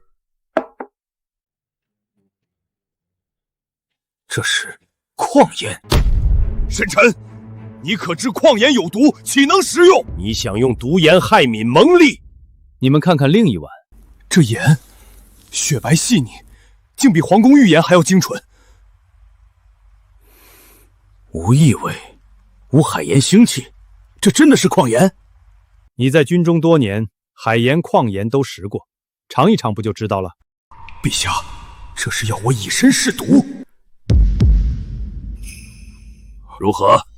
这盐入口即化，半点苦涩都没有。民间早有矿盐提存之法，但工序繁杂，产量极低，更绝无你这般精细。我的提存之法举世无双，远非民间可比。沈晨，你的意思是矿盐的提存？没错，方法简单，产量巨大，管够天下百姓吃盐。若能如此，这是造福苍生的千秋伟业。你可知朝廷管制盐业，私贩是死罪？死罪？若这盐价人人都买得起，若这盐量足以养活全天下呢，这还是死罪一条吗？更何况这大周没人能定我沈晨的死罪。盐业由朝廷直管，又牵扯世家商贾利益，盘根错节，你打算如何摆平？这不是我该愁的，是伯父该解决的。这点事都办不成，你我也不必合作了。即便如此，怎么可能每个百姓都买得起？就连军中的盐都是天价。大周的海盐20文一斗，我这矿盐一斗只需5文钱。5文？这般定价，你岂不是血本无归？海盐靠海运，运费昂贵；矿盐遍布大周，就地开采，就地炼造，几乎无运费成本。这生意稳赚不赔。他本可凭此富可敌国，却偏偏低价利民。倘若我成为这天下之主，我将不设盐监，不征盐税，不进私产，盐价只会更低，人人皆可食盐。此等雄心远见，可惜一心要反。别这么看我，我靠盐收民心，民心助我登皇位，这天下自然就是我的。这点盐力和皇位比起来，不值一提。我还以为他一心为民，原来还是为了造反。果不其然，所谓远见都是为了造反。矿盐生意交给伯父来做，如何？能造福百姓，自然可行。提纯之法全在这里。你竟把如此重器放在这显眼之处，这院子除了我无人能进。收益你拿7成，我只要3成，但商号必须交。沈商矿盐，一言为定。好，这小子还真是心思缜密。你回去立刻收购盐山，从速造盐，时间不多了。这是何意？没什么，我只是想早点看到大周百姓人人都能吃上一口干净盐。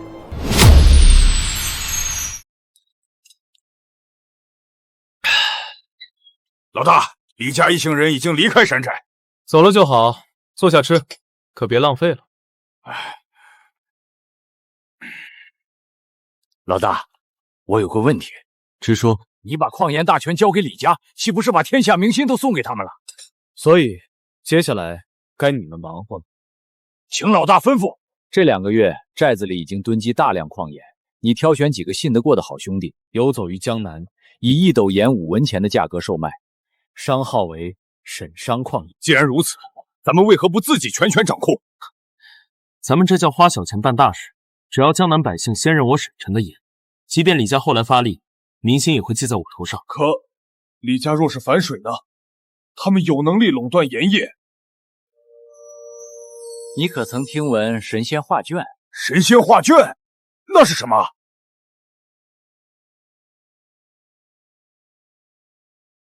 老大，这小玩意儿和神仙有什么关系？这是方才发生的事，这是神仙手段。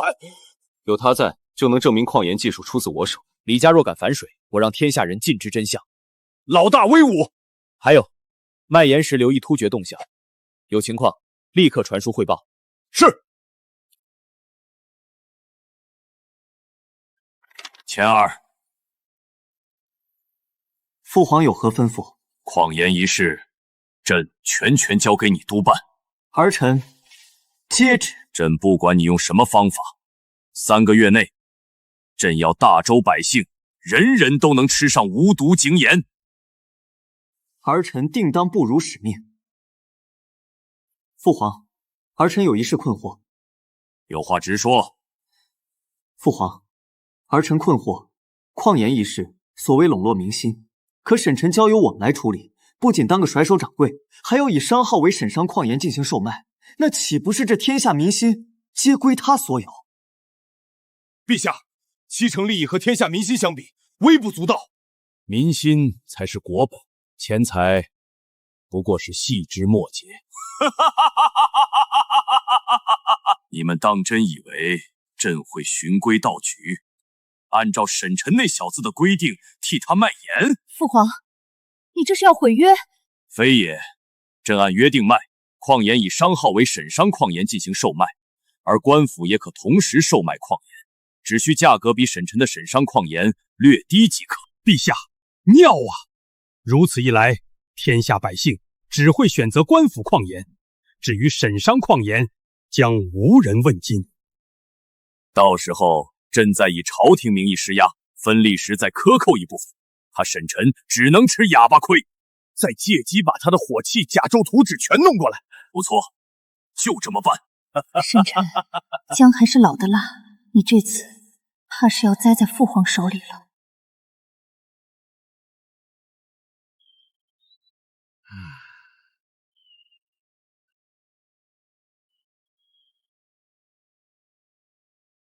老大，是严厉从中州传回的消息。总算来了，不错。陆清演技到位，加上张万才几人嚣张跋扈，免死金牌酒的名头已经传遍大江南北。哼，这群贪官奸臣一个个急得如热锅上的蚂蚁，立刻飞鸽传书，命各地有缘酒楼重新开业，每日只售卖5坛，竞价出售，价高者得。是。老爷，您这是怎么了？灵州城传来消息，有人凭免死金牌酒让铁面御史陆清手握证据，却主动撤兵。这酒真能保命？何止保命，持有此酒，如同面见圣上，谁也不敢动咱们。那赶紧派人去买呀！不知为何，售卖此酒的有缘酒楼接连好几日关门停业，他处根本买不到啊！这可如何是好？老爷，大喜！中州有缘酒楼重新开张，正在卖您要的免死金牌酒。好，天无绝人之路啊！立刻带上全部家财，这酒我买定了。瞧一瞧，看一看喽！祖传佳酿美酒，有缘酒楼卖酒只卖有缘人。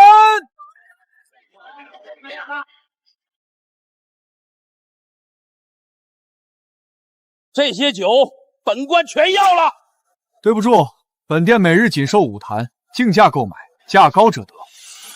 竞价好，我出500两一坛，5坛我全包了。500两就想拿下，简直笑话！我出1000两一坛，我出黄金100两一坛，黄金1000两一坛。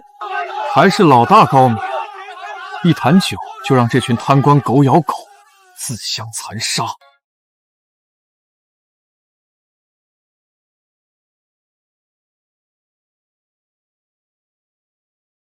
陛下，臣有本奏。说来，民间有人假借陛下威名，售卖所谓御赐美酒，哄抬天价，扰乱市面。哦，既然谁都知道那是假酒，定然卖不出去，不过是市斤计量罢了。若是卖得出去，又如何呢？可此酒售价天价，却仍有无数人争相抢购。明知是假酒，还愿花天价购买，天下竟有这等事！因此酒借陛下之名买酒之人，或是听信此酒为皇帝御赐之酒，才愿天价购买。此举是对陛下的长养尊敬。当真是有趣，只因中养朕，就舍得天价买假酒，这合理吗？臣也不知是为何。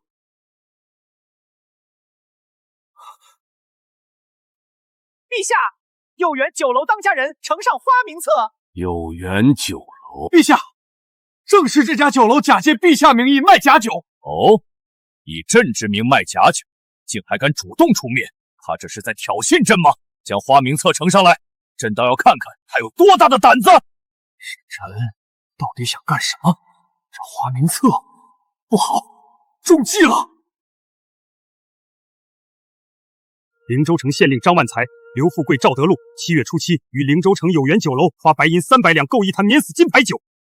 中州知府林伯学、知县高举、知县贾中和7月12于中州有缘酒楼花黄金1000两购一坛免死金牌酒。江南知府戚金7月15于江南有缘酒楼花黄金5000两购一坛免死金牌酒。啊！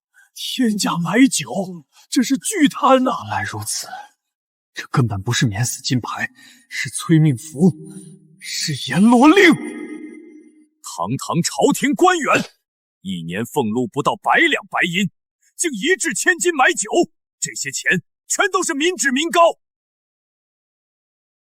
诸位爱卿，睁大眼睛看清楚，一夜10人，整整20夜，全是拿天价买酒的贪官，简直不成体统，丧心病狂。小鱼，臣在。持此名册，将榜上之人全部缉拿归案，抄家不放，株连问责。臣遵旨。呵呵，有缘酒楼当家人借朕之名卖假酒，此酒被这群贪官奸臣误认为是免死金牌酒，以为持有此酒就可免于一死。他以此敛财，敛的是不义之财，再将买酒之人记录在花名册上交朝廷，让天下奸佞无处遁形。此计环环相扣，滴水不漏。陛下，此人是天下奇才，是国之栋梁，大周得此能人，实乃天佑大周。哼，你们都是大周的清官好官，怎么也学会了这套阿谀奉承？你们连一个小小的酒楼当家人都不如。臣等有罪，臣等有愧于陛下，退朝。哦，免死金牌成了催命符，好计，真是好计。主子，要不要查清有缘酒楼沈晨的底细？不必，此子绝非寻常人物，现在不可打草惊蛇。是，现在最关键的是那些被抄家流放的罪臣家眷，你立刻带人前往各地暗中接济他们。这些人满腹怨恨，只要利用得当，就是一只复仇的死士。属下遵命。老大，花名册已经上交朝廷。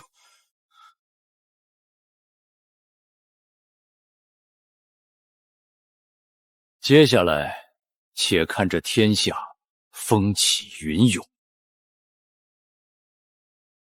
什么？1夜10人，足足有20夜，将近200人全部暴露无遗。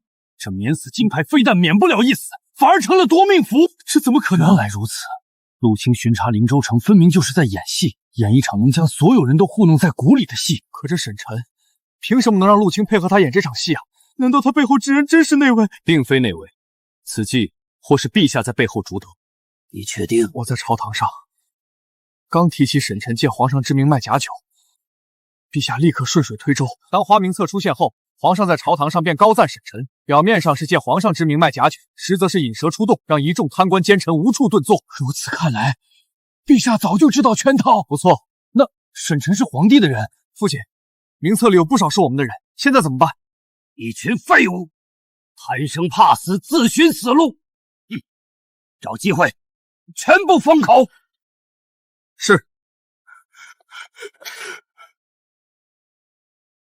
矿盐，爷爷，出什么事了？市面上突然涌出大批精制矿盐，无毒无害，1斗只要5文钱。5文钱且无毒无害，这怎么可能？售卖矿盐的商贩，商号为沈商矿盐。沈商？除了沈晨，还能有谁？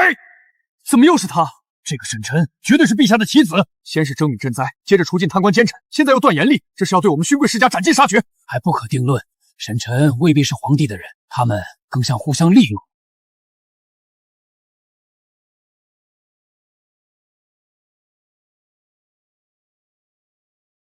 侍御史陆清奉陛下之命除奸反腐，张万才、刘富贵、赵德禄速速出来认罪伏法。这该死的陆清真是扫老子的兴！他该不会以为我们将免死金牌酒喝了吧？哼，有酒在手，他敢动我们一根手指头，找死！陆清，你眼瞎了！这酒乃是陛下御赐，陛下曾言要与天下群臣共饮，你敢对我们动手？陛下御赐，那又如何？你听不懂人话，见此就如见陛下，你敢忤逆圣意？哼，愚蠢至极！全都拿下！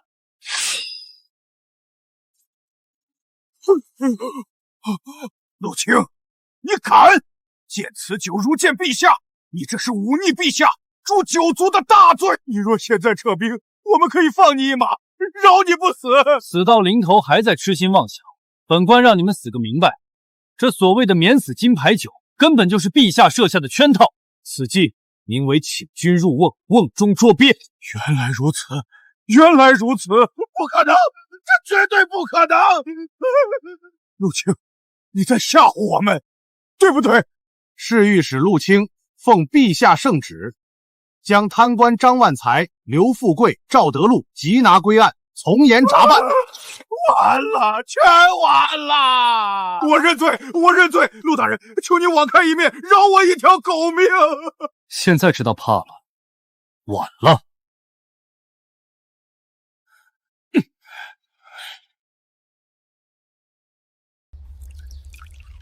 有这免死金牌酒在手，整个中州，你我3人尽可横着走。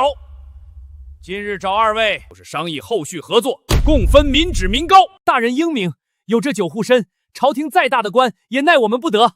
合作可以，但大人得拿出诚意，不能独吞好处。高枕无忧，我看你们是死到临头还不知。你是谁？敢闯林大人府邸，活腻歪了！你是镇国将军李景武，镇国将军，认出来就行。正好我也无需动手，不如你们束手就擒吧。你这是何意？我奉陛下之命，前来将你们3人缉拿归案。你们说我是何意？镇国大将军，你可知这是何物？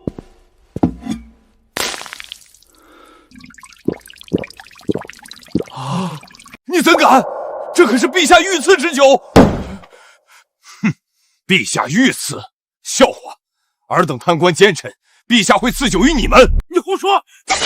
这酒确实是御赐，你敢传陛下的酒，就是忤逆圣意。陛下设下此计，就是要引你们这些贪官上钩，你们竟还痴心妄想靠酒保命！来人，将这3个贪官拿下，查封府邸，抄家流放。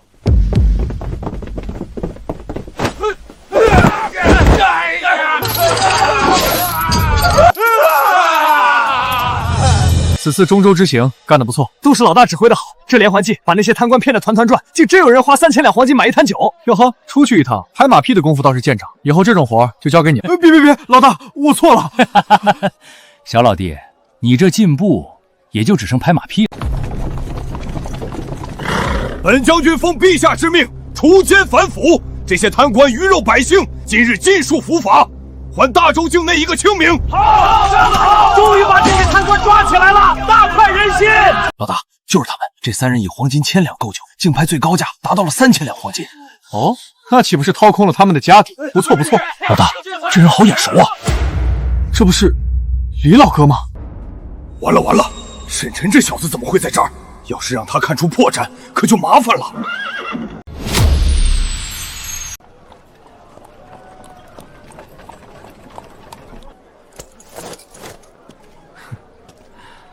李老哥，我都认出你来了，还躲什么呢？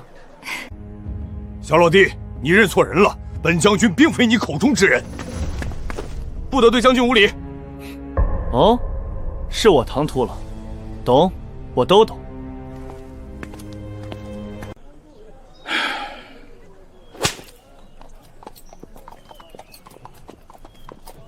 老大，难道是我们认错人了？没想到，老丈人竟早已把手伸进军中，说不定陆青也是他的人。难怪陆青当初那么痛快就配合演戏，原来是这么回事儿。话是这么说，但我总觉得事情没这么简单。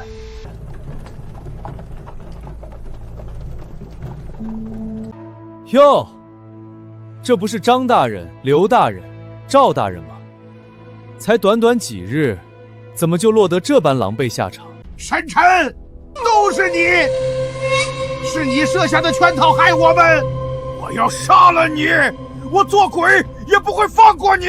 我的免死金牌酒好喝吗？该不会你们把它当传家之宝供奉着，连一口都没舍得喝吧？沈晨，你不得好死！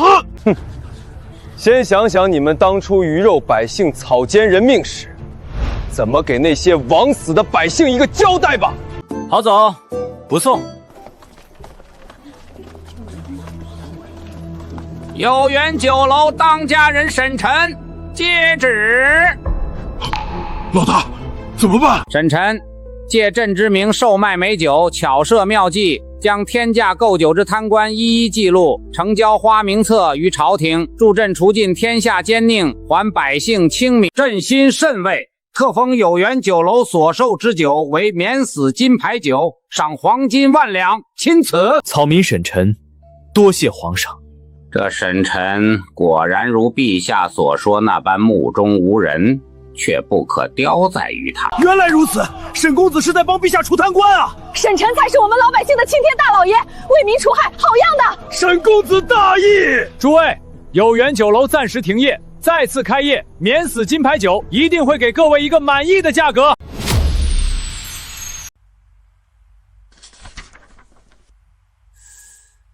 这沈晨好手段，当真好手段！他竟先下手为强，以沈商矿盐为商号，在江南大肆售卖矿盐，抢尽先机。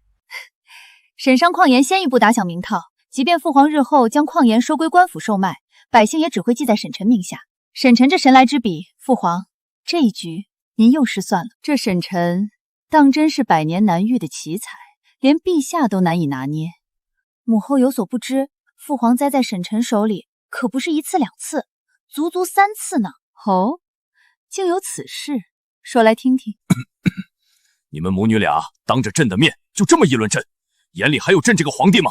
陛下再又如何？1次2次是运气，3次皆输，便是陛下在算计上确实不及沈晨。朕不如他，罢了，算计上朕确实输他几分，但论人品，他远不及朕。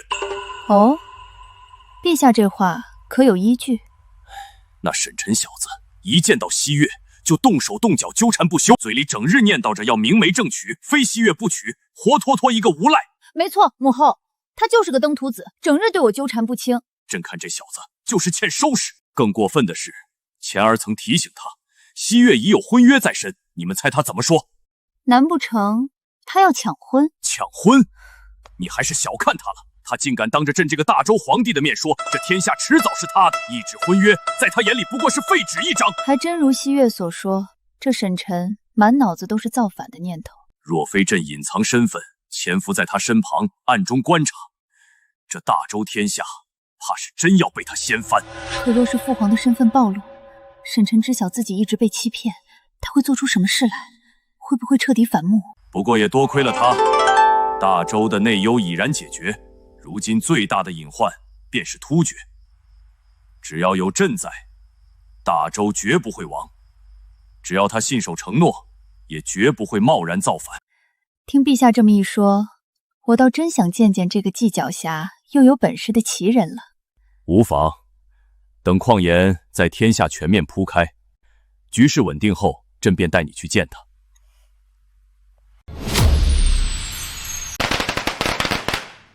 走过路过不要错过！沈商矿岩今日正式开业，首日特价1斗仅需3文钱。矿岩都是有毒的，你们竟敢拿来售卖牟利，就不怕害死人？对啊，矿岩又苦又毒。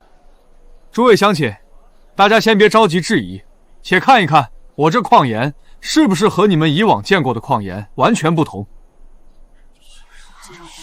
这岩晶莹剔透，一点杂质都没有，这真的是矿岩？不错，这就是矿岩，而且是无毒无害，可以放心食用的精致矿岩。我听说这几日江南地区也有一家沈商矿岩，1斗卖5文钱，难道……我便是沈商矿岩的当家人沈晨，江南的沈商矿岩也是我的产业。原来是沈公子，沈家矿岩的名声，我在江南的亲戚也提起过，说盐好又便宜。各位乡亲，口说无凭，大家可以先尝一尝。若是吃了我们的矿岩，有任何身体不适，我们全额赔偿，还当面赔礼道歉。我来，我替大伙试毒。若是真有毒，我第一个找你们说理。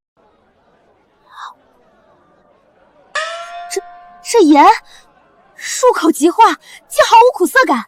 真的假的？我也试试。哇！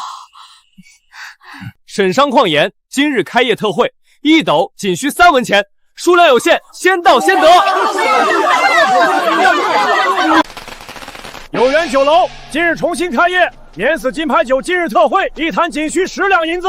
有缘酒楼终于开了，我早就尝上这除尽贪官的免死金牌酒了。这酒可是名扬天下，以前黄金1000两都买不到，现在10两就能尝一尝，太值了。诸位乡亲，想必大家都知道，这免死金牌酒曾是贪官们争抢的宝贝，最高拍出过黄金3000两1坛的天价。今日重新开业，不为牟利，只为让各位乡亲都能尝一尝这除贪美酒，1坛只要10两银子。我要1坛，给我来1坛！我全都要！明明说好要平乱世统天下，怎么走着走着就莫名其妙沉迷于挣大钱了呢？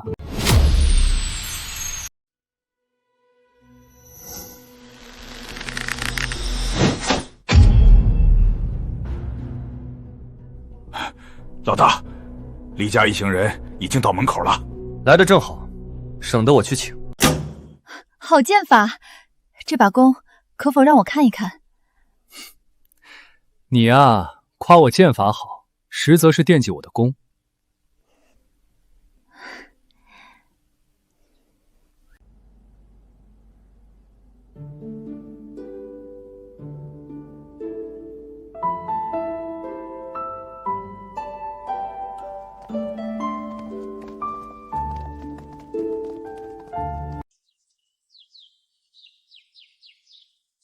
沈晨，这位是我的娘亲。小子沈晨，恭迎丈母娘。丈母娘，你这孩子倒真是如西月所说，厚颜无耻，一点都不生疏。小子，我说了，我女儿西月绝不会嫁给你这个山匪。伯父说的是，山匪这个身份确实配不上西月。你小子怎么突然认怂了？不对劲，你肯定又在打什么坏主意。哈哈哈哈！知我者，老丈人也。岳父大人，请稍后。严武，将图纸拿来。是。这第一份就是西月手中那把复合弓的图纸，此弓力道惊人，可轻松破开大周最强甲胄。如此精密的构造，真是巧夺天工。若是我大周骑兵人人都配有此弓，定能所向披靡，无人能挡。这第二份是一身精致甲胄的图纸，此甲坚硬无比，可抵御大周所有最强兵刃。这甲胄与我此前见过的竟有很大不同，做工更精细，材质也更出众。不错，这是我改良过的版本，比之前的甲胄防护力更强，也更轻便。所以这2份图纸还有这甲胄复合弓，你是打算交由我李家来制造？伯父都已经把手伸进军中了，我若是再不拿出点诚意，岂不是落后了？我说的对吗，李将军？不好，沈晨这话是什么意思？他难道已经知道李景武的真实身份了？若是他察觉我隐藏身份，后果不堪设想。为了大业，家主命我潜入军中查探虚实，那日在灵州城才未能与你相认。我懂，我都懂，都是自己人，何必这么见外？对，正所谓知己知彼，百战百胜。我也是为了大局着想。我还知道，侍御史陆清也是伯父的人吧？西月，你还想瞒着我呢？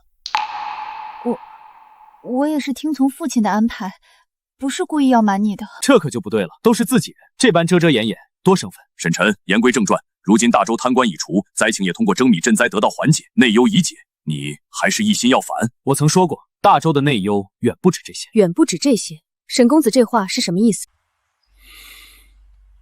这个冬天，才是大周走向灭亡的根源。何为灭亡的根源？为何偏偏是这个冬天？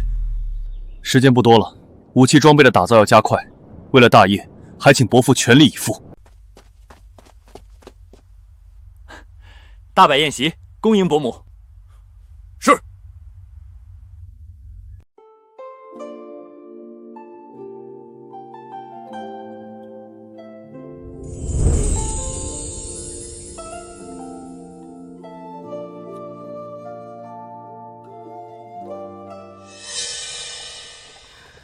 陛下，觉得沈晨如何？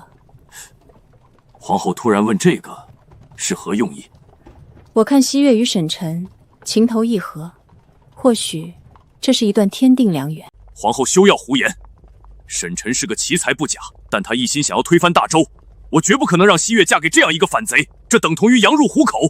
陛下，你只看到他要反，却没看到他对西月的真心，也没看到西月对他的情谊。若是两人能结缘，日后即便有变数，凡事也有挽回的余地。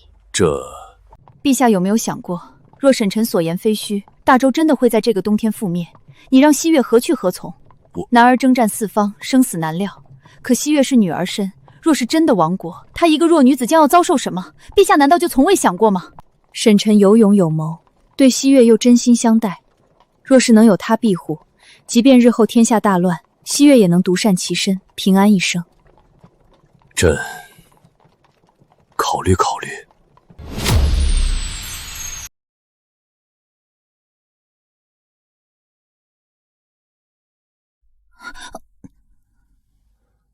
精心瞄准，手臂稳住，不要慌。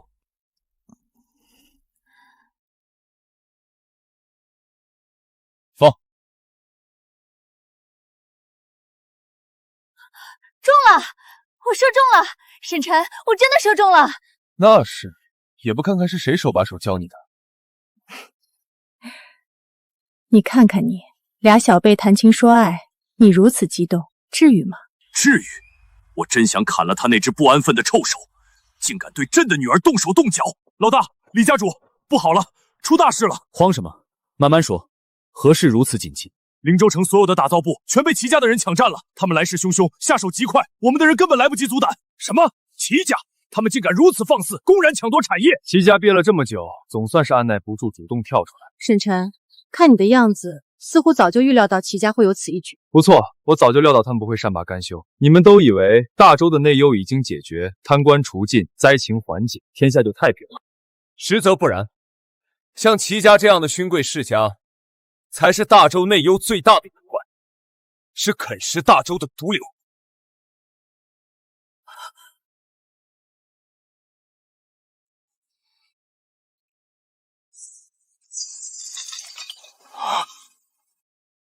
欺人太甚！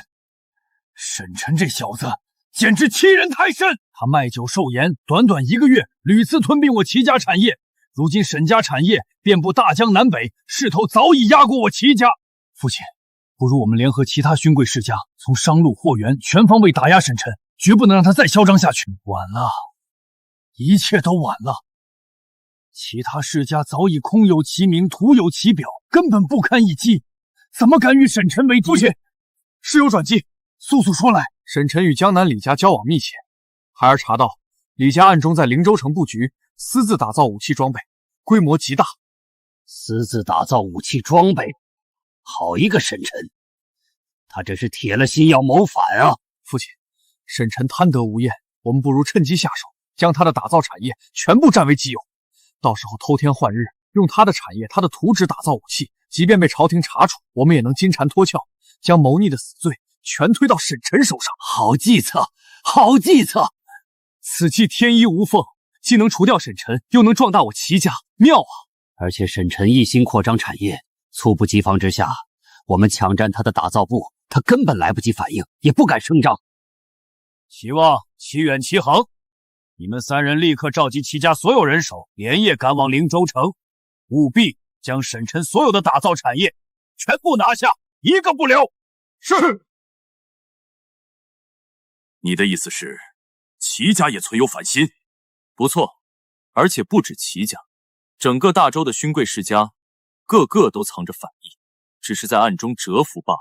沈公子如此肯定，何谓见得？齐家是勋贵世家中的领头羊，实力最强，可他们偏偏不去抢旁人的产业，偏偏盯上我的打造部，这绝非偶然。会不会只是因为你这1个月吞并了齐家不少产业，他们这是在报复你？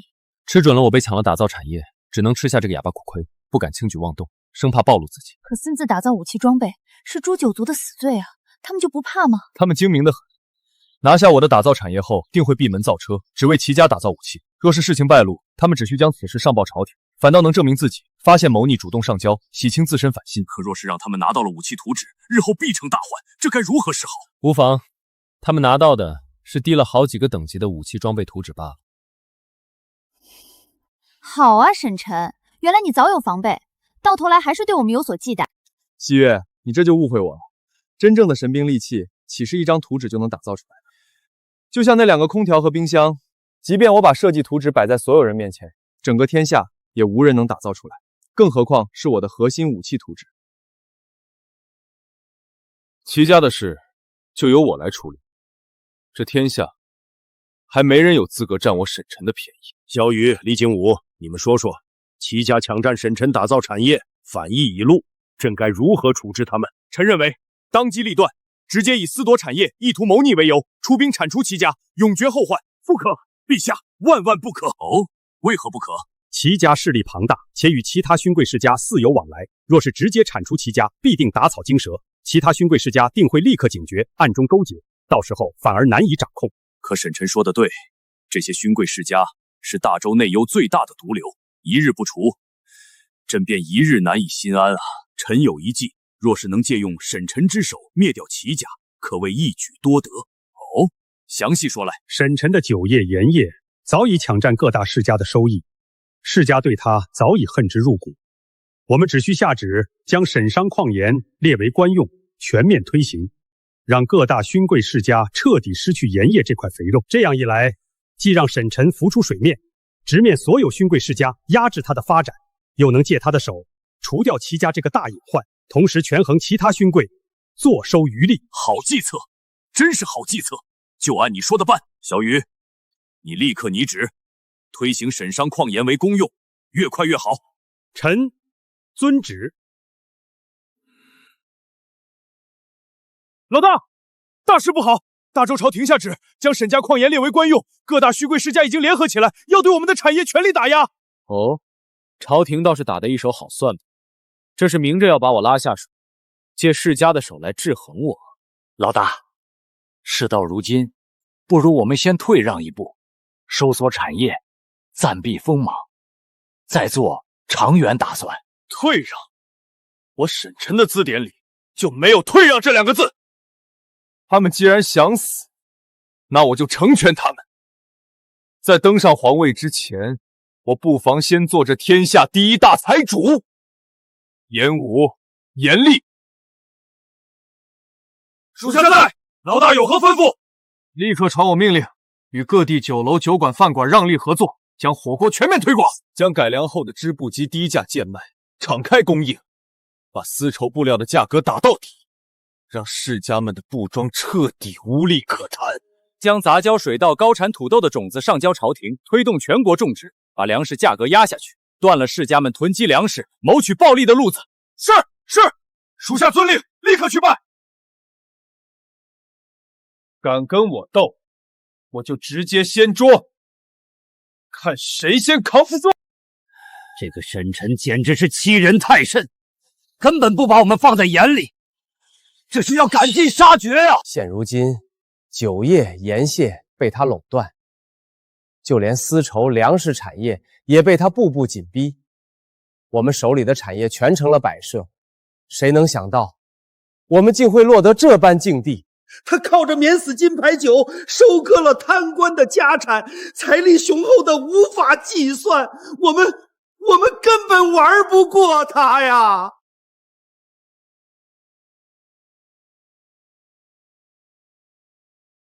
诸位家主都在啊，看来本王来的正是时候，没打扰各位议事吧？我等拜见吴王殿下，殿下千岁千岁千岁！无需多礼，都起来吧。本王此次前来，是要与各位共谋大业。殿下，我等如今已是穷途末路，不知殿下所谓的共谋大业，是指……诸位，你们有没有想过，仅凭沈晨一人，何德何能，将你们4大世家死死压制，让你们毫无还手之力？殿下的意思是，沈晨是您的人？如此其人，若是能为我所用，本王求之不得。可惜，他并非我的人。还请殿下明示，我等实在不解，为何会被沈晨逼到这般境地？本王明说吧，从始至终，你们真正面对的对手，从来都不是沈晨，而是大周的皇帝李成。这沈晨竟然是皇帝的人，我们这是被他耍得团团转啊！戚家主，当初可是你拍着胸脯说沈晨与皇帝毫无关系，让我们放心对付他，如今酿成大祸，你说怎么办？齐关山，都是你，是你害了我等4家。若不是你提抢占沈晨的打造产业，我们也不会落得这般境地。诸位息怒，诸位息怒。倘若沈晨真的是皇帝的人，可为何我齐家抄了他的打造产业，还安然无恙，连一点风声都没有？事到如今，我也就不瞒着诸位了。自齐家拿下沈晨的打造产业后，我们就一直在暗中打造武器装备，至今已有1个多月。私自打造武器，这可是诛九族的死罪啊！可这么久以来，朝廷半点动静都没有，我齐家安然无恙。也正因为如此，我才笃定沈晨并非皇帝的人，才敢放心动手啊！齐家主啊，齐家主，你可真是愚蠢至极！按照沈晨的一贯作风，睚眦必报。你占了他的便宜，抢了他的产业，他岂能忍气吞声，坐视不管？唯有一种可能，他是在借你的手，借你齐家的财力，帮他打造武器装备。他等的就是你齐家耗尽所有资源，再将你齐家一网打尽，把你齐家的家产全部占为己有。这就是沈晨的阴谋。原来如此，原来如此！我竟然亲手把齐家推向了深渊，真是愚蠢，真是愚蠢啊！你齐家从抢占沈晨打造产业的那一天起，就已经名存实亡了，只是你们自己还蒙在鼓里罢了。殿下，求殿下救我齐家，求殿下救救我们！我齐家愿效犬马之劳，绝无二心。齐家一倒，接下来就是王家、胡家、卢家，还有天下所有的勋贵世家。你们别忘了，你们每家手里都藏着不臣之心，私下囤积粮草，打造兵器，哪一样不是谋逆的死罪？殿下饶命！求殿下救我王家，我王家再也不敢有二心了。殿下，我胡家愿将全部家产都赠与殿下，只求殿下能保我胡家上下平安。我卢家也一样，愿意献出全部家产，为殿人马首是瞻。求殿下保我卢家性命。很好，你们很清醒，也做出了最正确的选择。只要李成还坐在那个皇位上，你们就永远不可能赢得了沈晨，迟早都会被他一个个逐掉，落得家破人亡的下场。想保住你们的家业，想保住你们的性命，唯有一种可能，那就是这天下不再是李成的天下。我等愿誓死投靠殿下，祝殿下登临大位，成就大业。很好，本王在此立誓，待我登临皇位之日，便是你们4家封侯拜相之时，保你们家族兴旺，富贵无忧。我谢殿下，我等定当全力以赴，祝殿下成就大业，绝不辜负殿下厚望。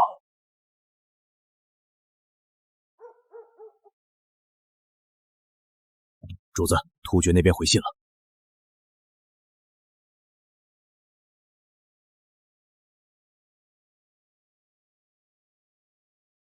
哈哈哈哈哈！真是天助我也！此计若成，这大周天下必归我所有，天下一主，指日可待。主子英明，属下愿听候主子差遣，祝主子成就大业。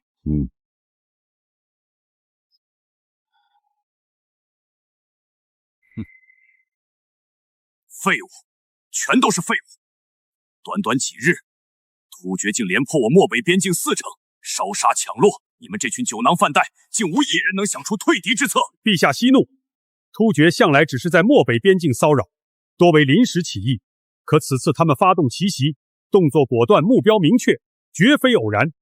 臣认为必定有内贼与突厥勾结，里应外合。那就查，给朕彻查到底，掘地3尺，也要将这个内贼查出来，以儆效尤。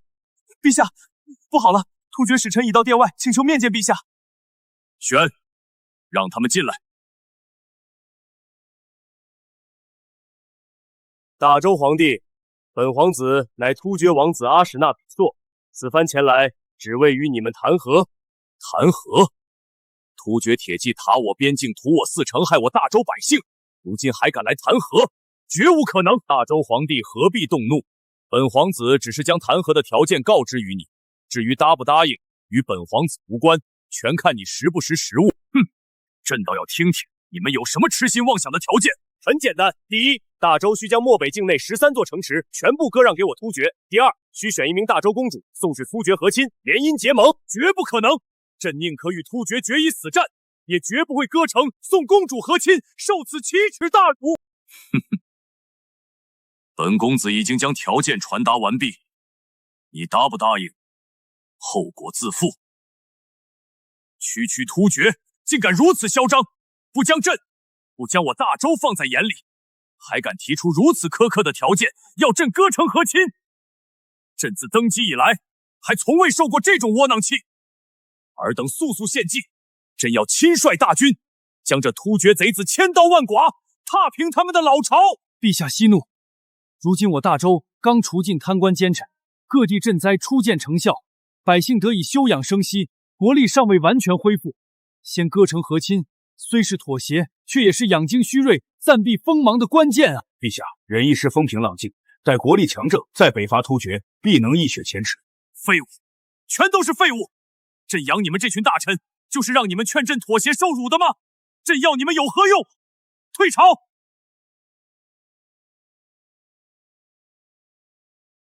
陛下，末将愿立下军令状，亲率大军出征，定将突厥贼子击退，收复失地，以雪今日之辱。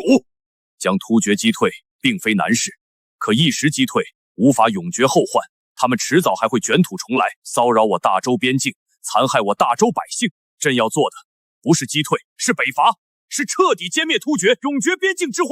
父皇，女儿听说了，突厥要让大周送公主和亲，女儿不要去，女儿不要联姻，女儿只想陪在父皇身边。悠然，别怕，有父皇在，朕绝不会将你送入突厥贼子手中，绝不会让你受半点委屈，你且放心。父皇，若是实在没有办法，熹月愿替悠然出嫁，前往突厥和亲。胡闹！朕的女儿个个金枝玉叶，绝不可能用来联姻和亲，绝不可能用你们的幸福去换所谓的和平。此事休要再。入秋了，大家好不容易聚在一起吃个饭，可伯父因何事这般愁眉苦脸？沈臣，你有所不知，突厥连破漠北边境40%，我李家在漠北的所有产业全被他们抢占一空，损失不计其数。事发突然，损失在所难免。沈臣，你是不是一直在等？等的就是突厥进攻大周？是，也不是。我曾说过，这天下是华夏的天下，这天下的子民是华夏的子民。我之所以等大周王后而返，是为了不伤及华夏子民，就不可能任由突厥残害华夏子民。可这天下还是大周的天下，我若起兵攻打突厥，就算我的出发点是好，也会与大周全面对立。如此一来，即便我登上皇位，也是从大周手中抢下来，并非顺理成章、天命所归。所以，你是在等大周与突厥全面开战，大周不敌突厥后，再起兵救天下于危难之际。不错。楼下何事这般吵闹？突厥使臣阿史那比索带着随从在楼下闹事，还动手打了百姓。将窗户打开。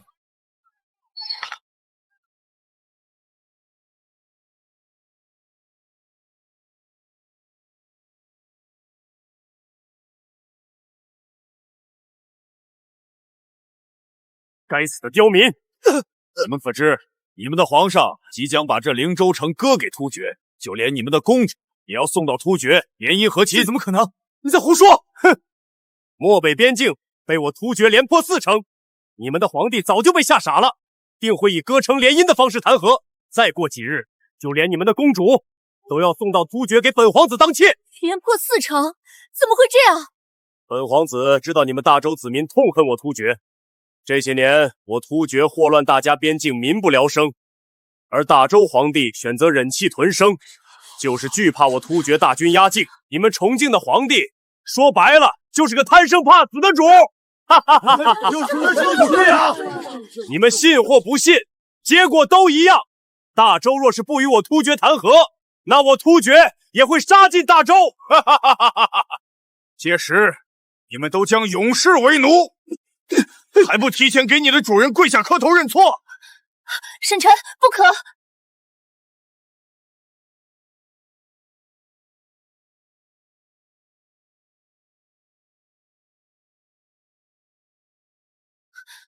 沈臣，不可！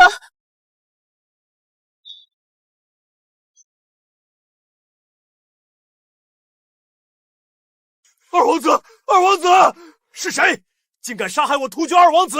有种出来！是我，将他的尸体抬走，回去告诉你们的可汗，把他的项上人头准备好。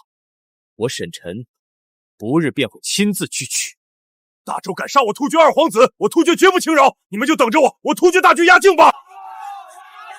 杀得好，杀太泄气了！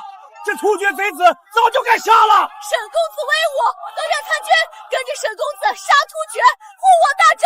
参军杀突厥，参军杀突厥！一个跳梁小丑也敢在灵州城撒野，扰了我的兴致。这就是西岳曾说过的火气，一瞬之间击杀敌人，让人防不胜防。若是大周将士能只有此火气，区区突厥何惧之有？问题解决了，吃饭吃饭。沈臣，你怎么能就这么杀了突厥的二皇子，甚至还让随从将他的尸体带回去？一个小小的突厥二皇子，杀了就杀了，有何不妥？你这么做，突厥定会与大周开战。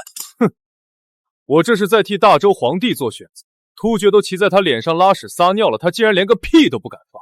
我看这大周皇帝就是打算割地联姻谈和。大周绝不可能割地给突厥，也不可能与突厥联姻谈和。伯父，你说了可不算。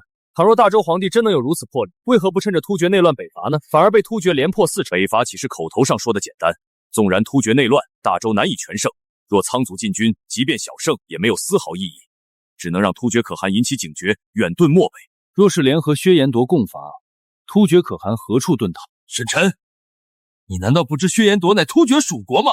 大周不敢贸然出兵，还有一个原因，便是因为薛延夺日益强大，北伐突厥，薛延夺必定坐山观虎斗，以黄雀身份分一杯羹。若是邀约薛延夺同盟，北伐之时，薛延夺背信弃义，并将消息泄露突厥，让突厥有所防备，想要取胜只会难上加难，甚至大周惨败。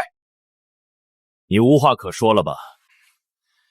还好大周皇帝身边没有你们3人出谋划策，否则只会加快大周衰亡。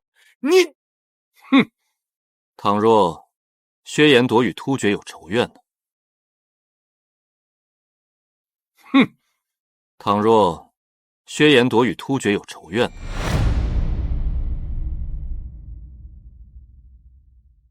沈晨，你这话是什么意思？何以见得薛延夺与突厥有仇怨？他们明明是从属关系。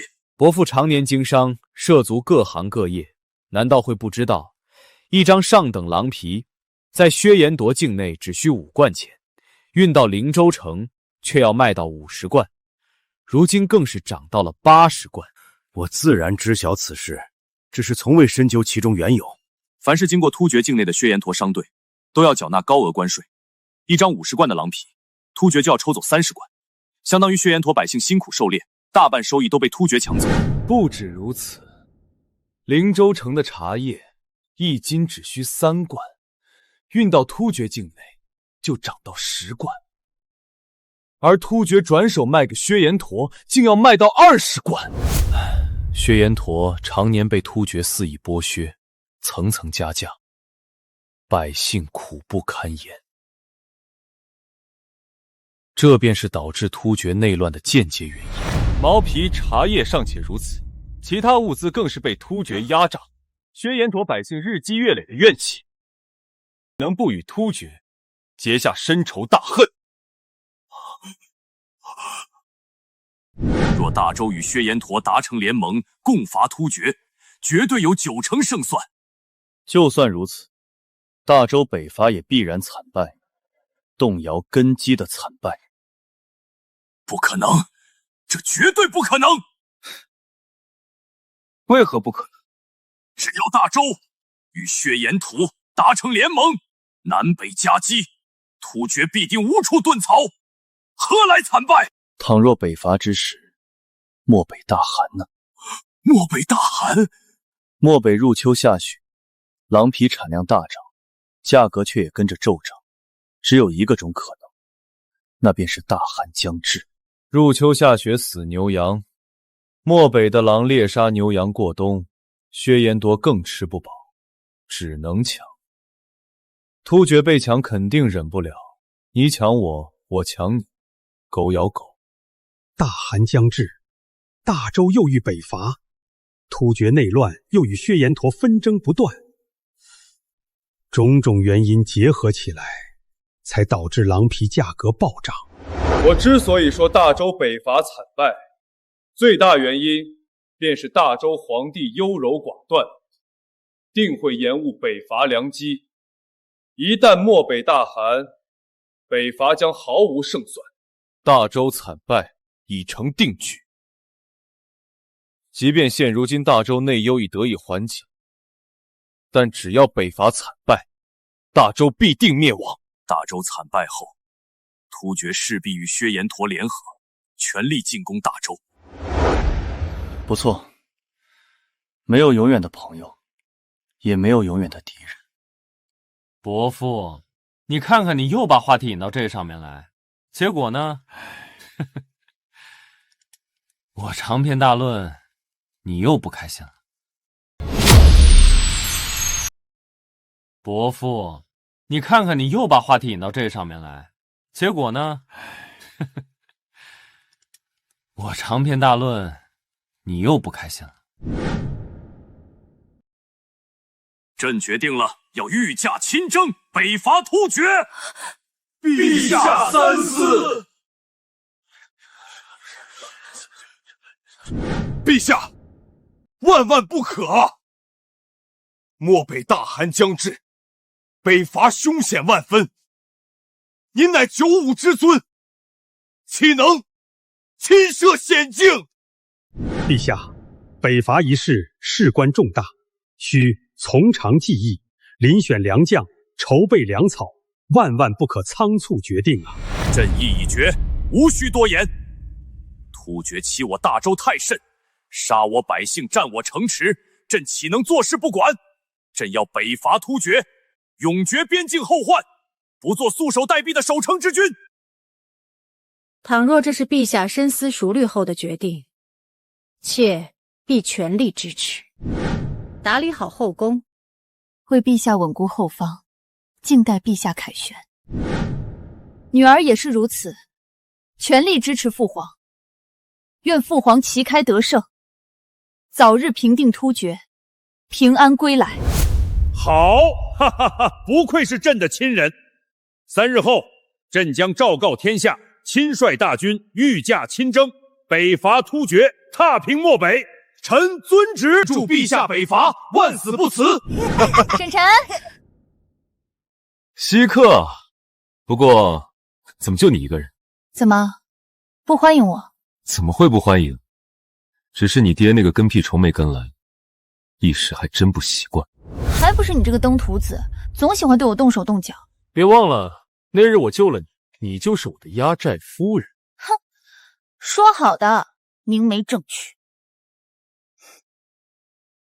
陪你喝一杯，求之不得。沈晨，你怎么一直给我倒酒啊？你喜欢酒，我倒酒，这叫成人之美。什么成人之美？你就是故意的。我可不是什么好人。沈晨，我信得过你，你是正人君子，坐怀不乱。古代有个书生与女子在庙里暂住，同睡一张床上，女子在2人之中放了一条被子，以此为戒，并写了张纸条：过界者禽兽也。第2天醒来，书生果然没有越界。你觉得如何？此书生是个正人君子。错，此乃禽兽不如也。原来你在这儿等着我呢。今夜我就要做一回禽兽。今夜我就要做一回禽兽。胡闹，简直是胡闹！一夜未归，孤男寡女共处一室，成何体统？陛下息怒，西岳与沈臣情投意合，并非一时冲动。沈臣为人正直，重情重义，定会好好待西岳，何不成全他们这段良缘？朕此次御驾亲征北伐，虽有胜算，却也难保不会有不测。朕这一去，不知能否平安归来。西岳的终身大事，朕不能再拖延。陛下北伐定能成功。朕也知道沈臣是个可靠之人，既然他与西岳情投意合，朕便成全他们。陛下想通了，定能一切顺利。朕要在出征前看着西岳成婚，了却这桩心事，也能安心北伐，永绝突厥后患。正好出征前喝上一杯喜酒。喜酒如此急切，朕怕这会成为一生的遗憾。那就依陛下的。沈臣，父皇即将北伐，你与父皇立场不同，倘若日后兵刃相犯，你会不会因为我而手下留情？沈臣，你给我滚出来！唉，老丈人还是来了。快起来，穿好衣服。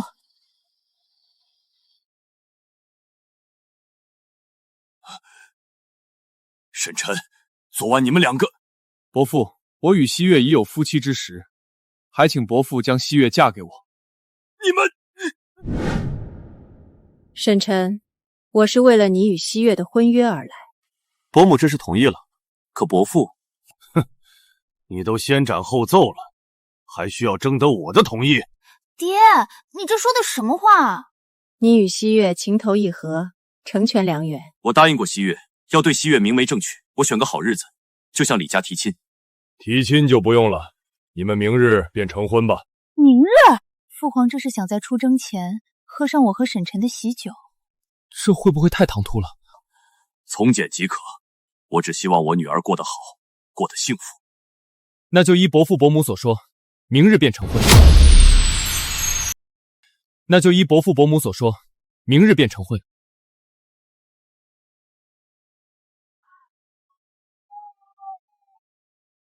乡亲们，劳驾让一让，今日我沈晨成婚，可不能耽误了吉时。新郎官这么急，是怕新娘子跑了。这可是天大的喜事啊！朕终究还是毁约了。陛下，臣心悦诚服。沈晨乃当世奇才，西月嫁他是天作之合，臣不敢有怨。那就让你儿子萧齐多和悠然走动走动。臣谢陛下隆恩。陛下，也请为臣儿李宗文赐一门良缘。滚！朕不是媒婆。岳父岳母在上，女婿沈晨前来迎娶西月。好，我把女儿交给你了。你若负她，我绝不饶你。快起来吧，今日是大喜之日。寨主哥哥娶媳妇了，我们要有小寨主了！恭喜寨主，贺喜寨主，祝寨主与夫人百年好合。请新郎官向岳父岳母敬酒。岳父大人，请喝酒。好女婿，沈晨，朕的喜悦就交给你了。岳母大人，请喝酒。好。请新郎官祝新娘向父亲母亲敬酒。父亲，请喝酒。西月，为父喝了你和沈晨的喜酒，一时无憾。父亲定会如愿以偿。这是出了什么事了？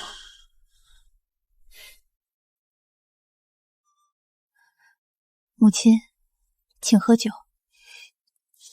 乖女儿，乖女儿。一拜天地，二拜高堂，夫妻对拜。夫君，今后无论发生什么，万事以和为贵。好，我都听娘子的。好，我都听娘子的。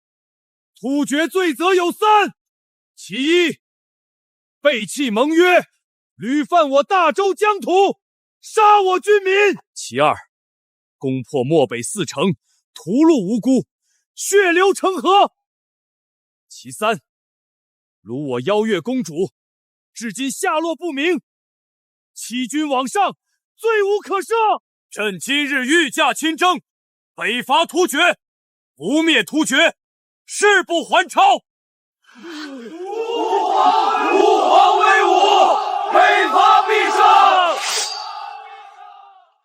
老大，大周皇帝突然发布北伐檄文，昭告天下，御驾亲征突厥。御驾亲征，没想到这位守成皇帝竟也有如此魄力。夫君，你看此战胜算几何？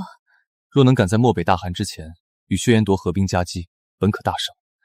只可惜时机不对，薛延夺与突厥尚未彻底反目，随时可能临阵倒戈。千万不要出事！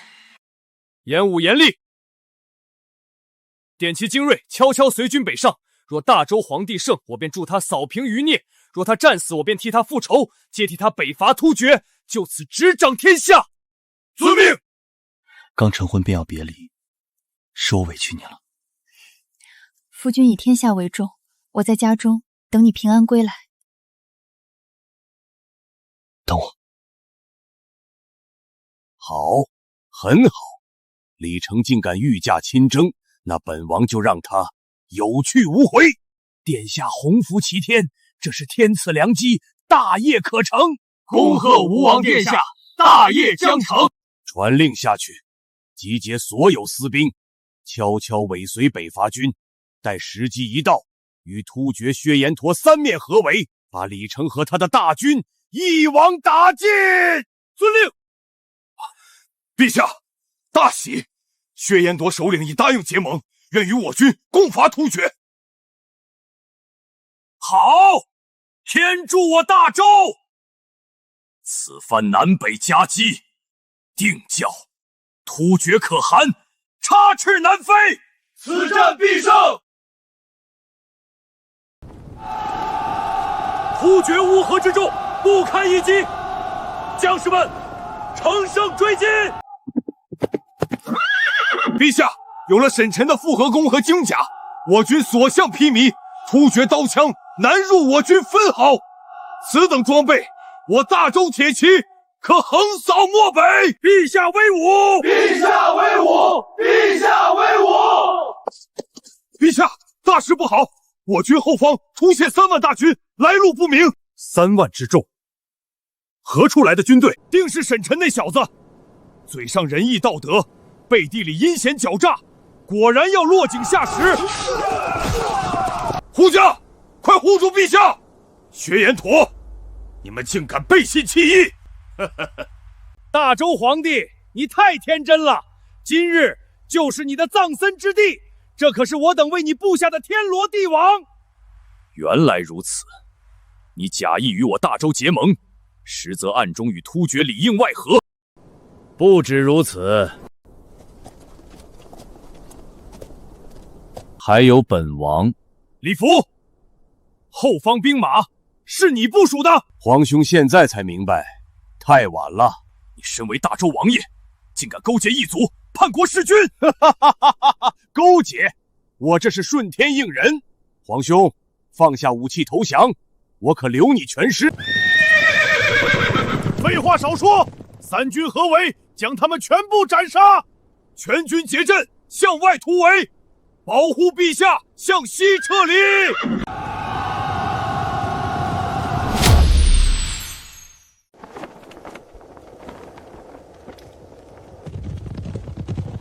哦，好像出了点变故。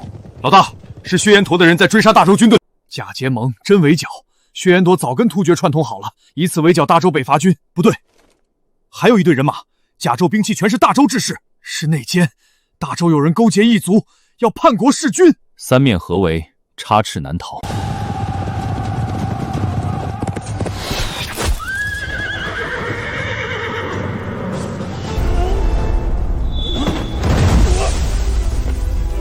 陛下，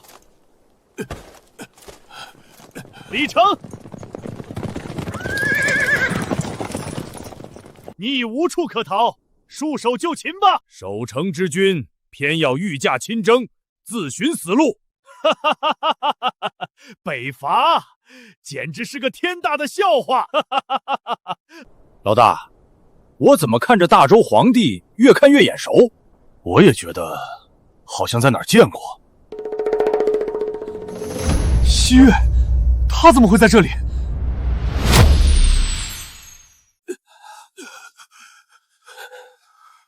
此番北伐，是朕失算了。陛下，一定还有转机，不能就此放弃啊！末将拼死护陛下突围，杀开一条血路。突围，痴心妄想！你们今天全都得死在这儿！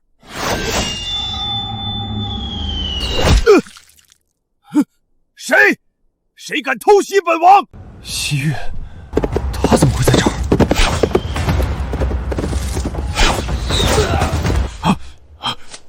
老大，真是大嫂！老大，现在怎么办？全军听令，随我杀过去！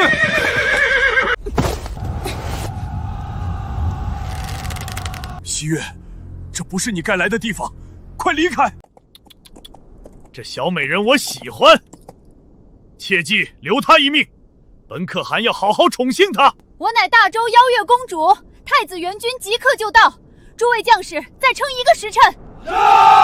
原来你就是大周的邀月公主，果然是倾国倾城。本天可汗这就将你活捉过来。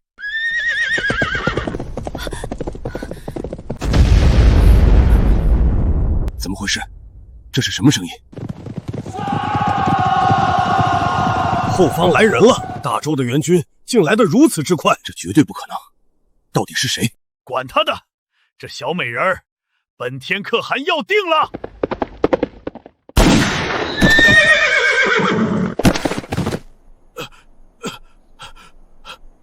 你是谁？我的娘子，你也敢动？夫君，你来了。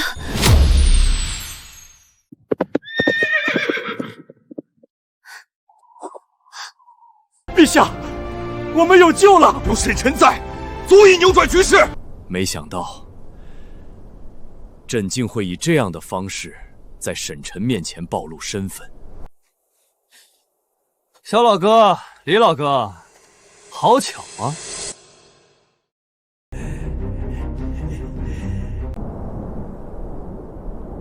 我是该称呼你为伯父，还是岳父？亦或者是大周皇帝？沈晨，原本一开始只是个误会，我多次想向你解释，可你一心要反，我怕向你表明身份，你和父皇便会兵刃相向，而父皇也不愿与你为敌，只能再三隐瞒。沈晨，朕有愧于你呀！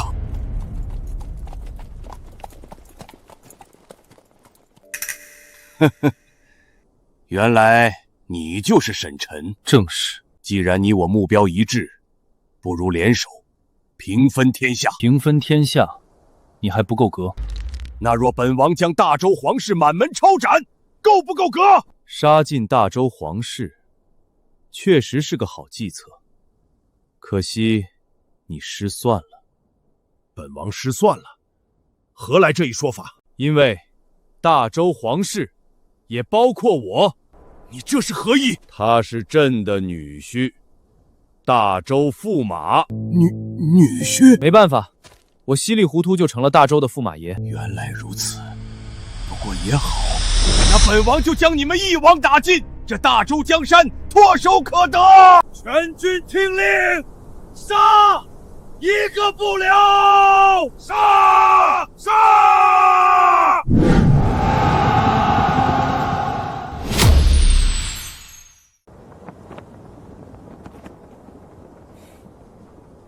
严武严厉，在！火炮阵营破阵！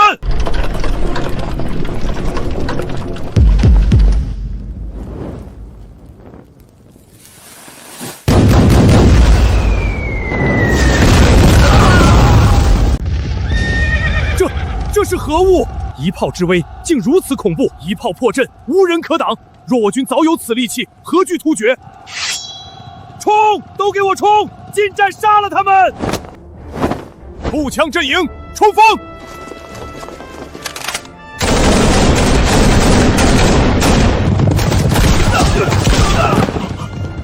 这又是何物？你们使的是什么妖术？原来这才是沈晨一直藏着的大杀器。我终于明白夫君曾说过的降维打击是何意了。降维打击，好一个降维打击！瞬息之间扭转局势，我也不如沈晨啊！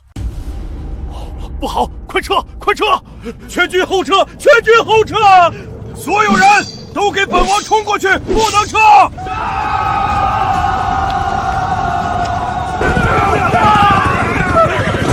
全军出击，除放下武器投降者，一个不留！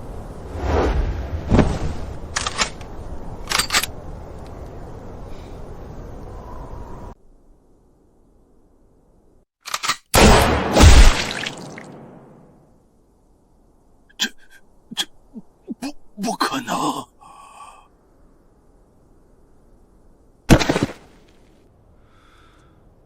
李福死了。100丈之外，一击毙命。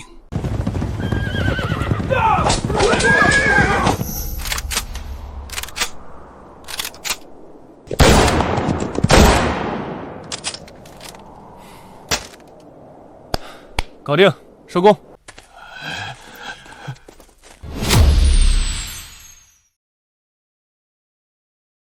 我沈晨运筹帷幄，算计天下，却不曾想到头来竟是个小丑，被你这大周皇帝耍得团团转。沈晨，这天下你想要你就拿去。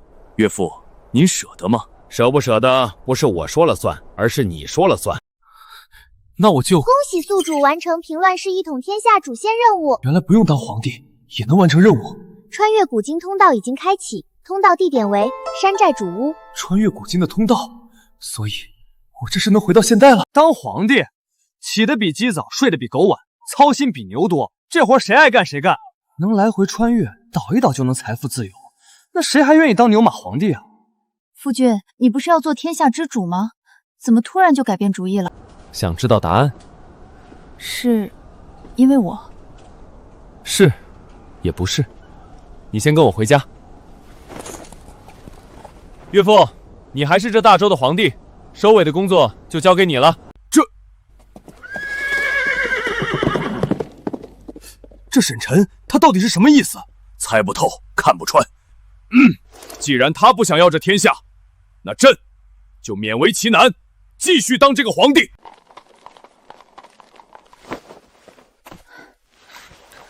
沈晨，我们一路急奔，所为何事啊？闭上眼睛，我给你一个惊喜。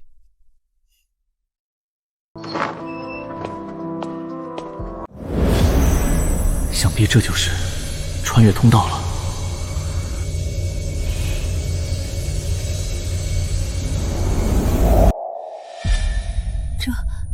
这是哪里？这就是我那遥远的故乡。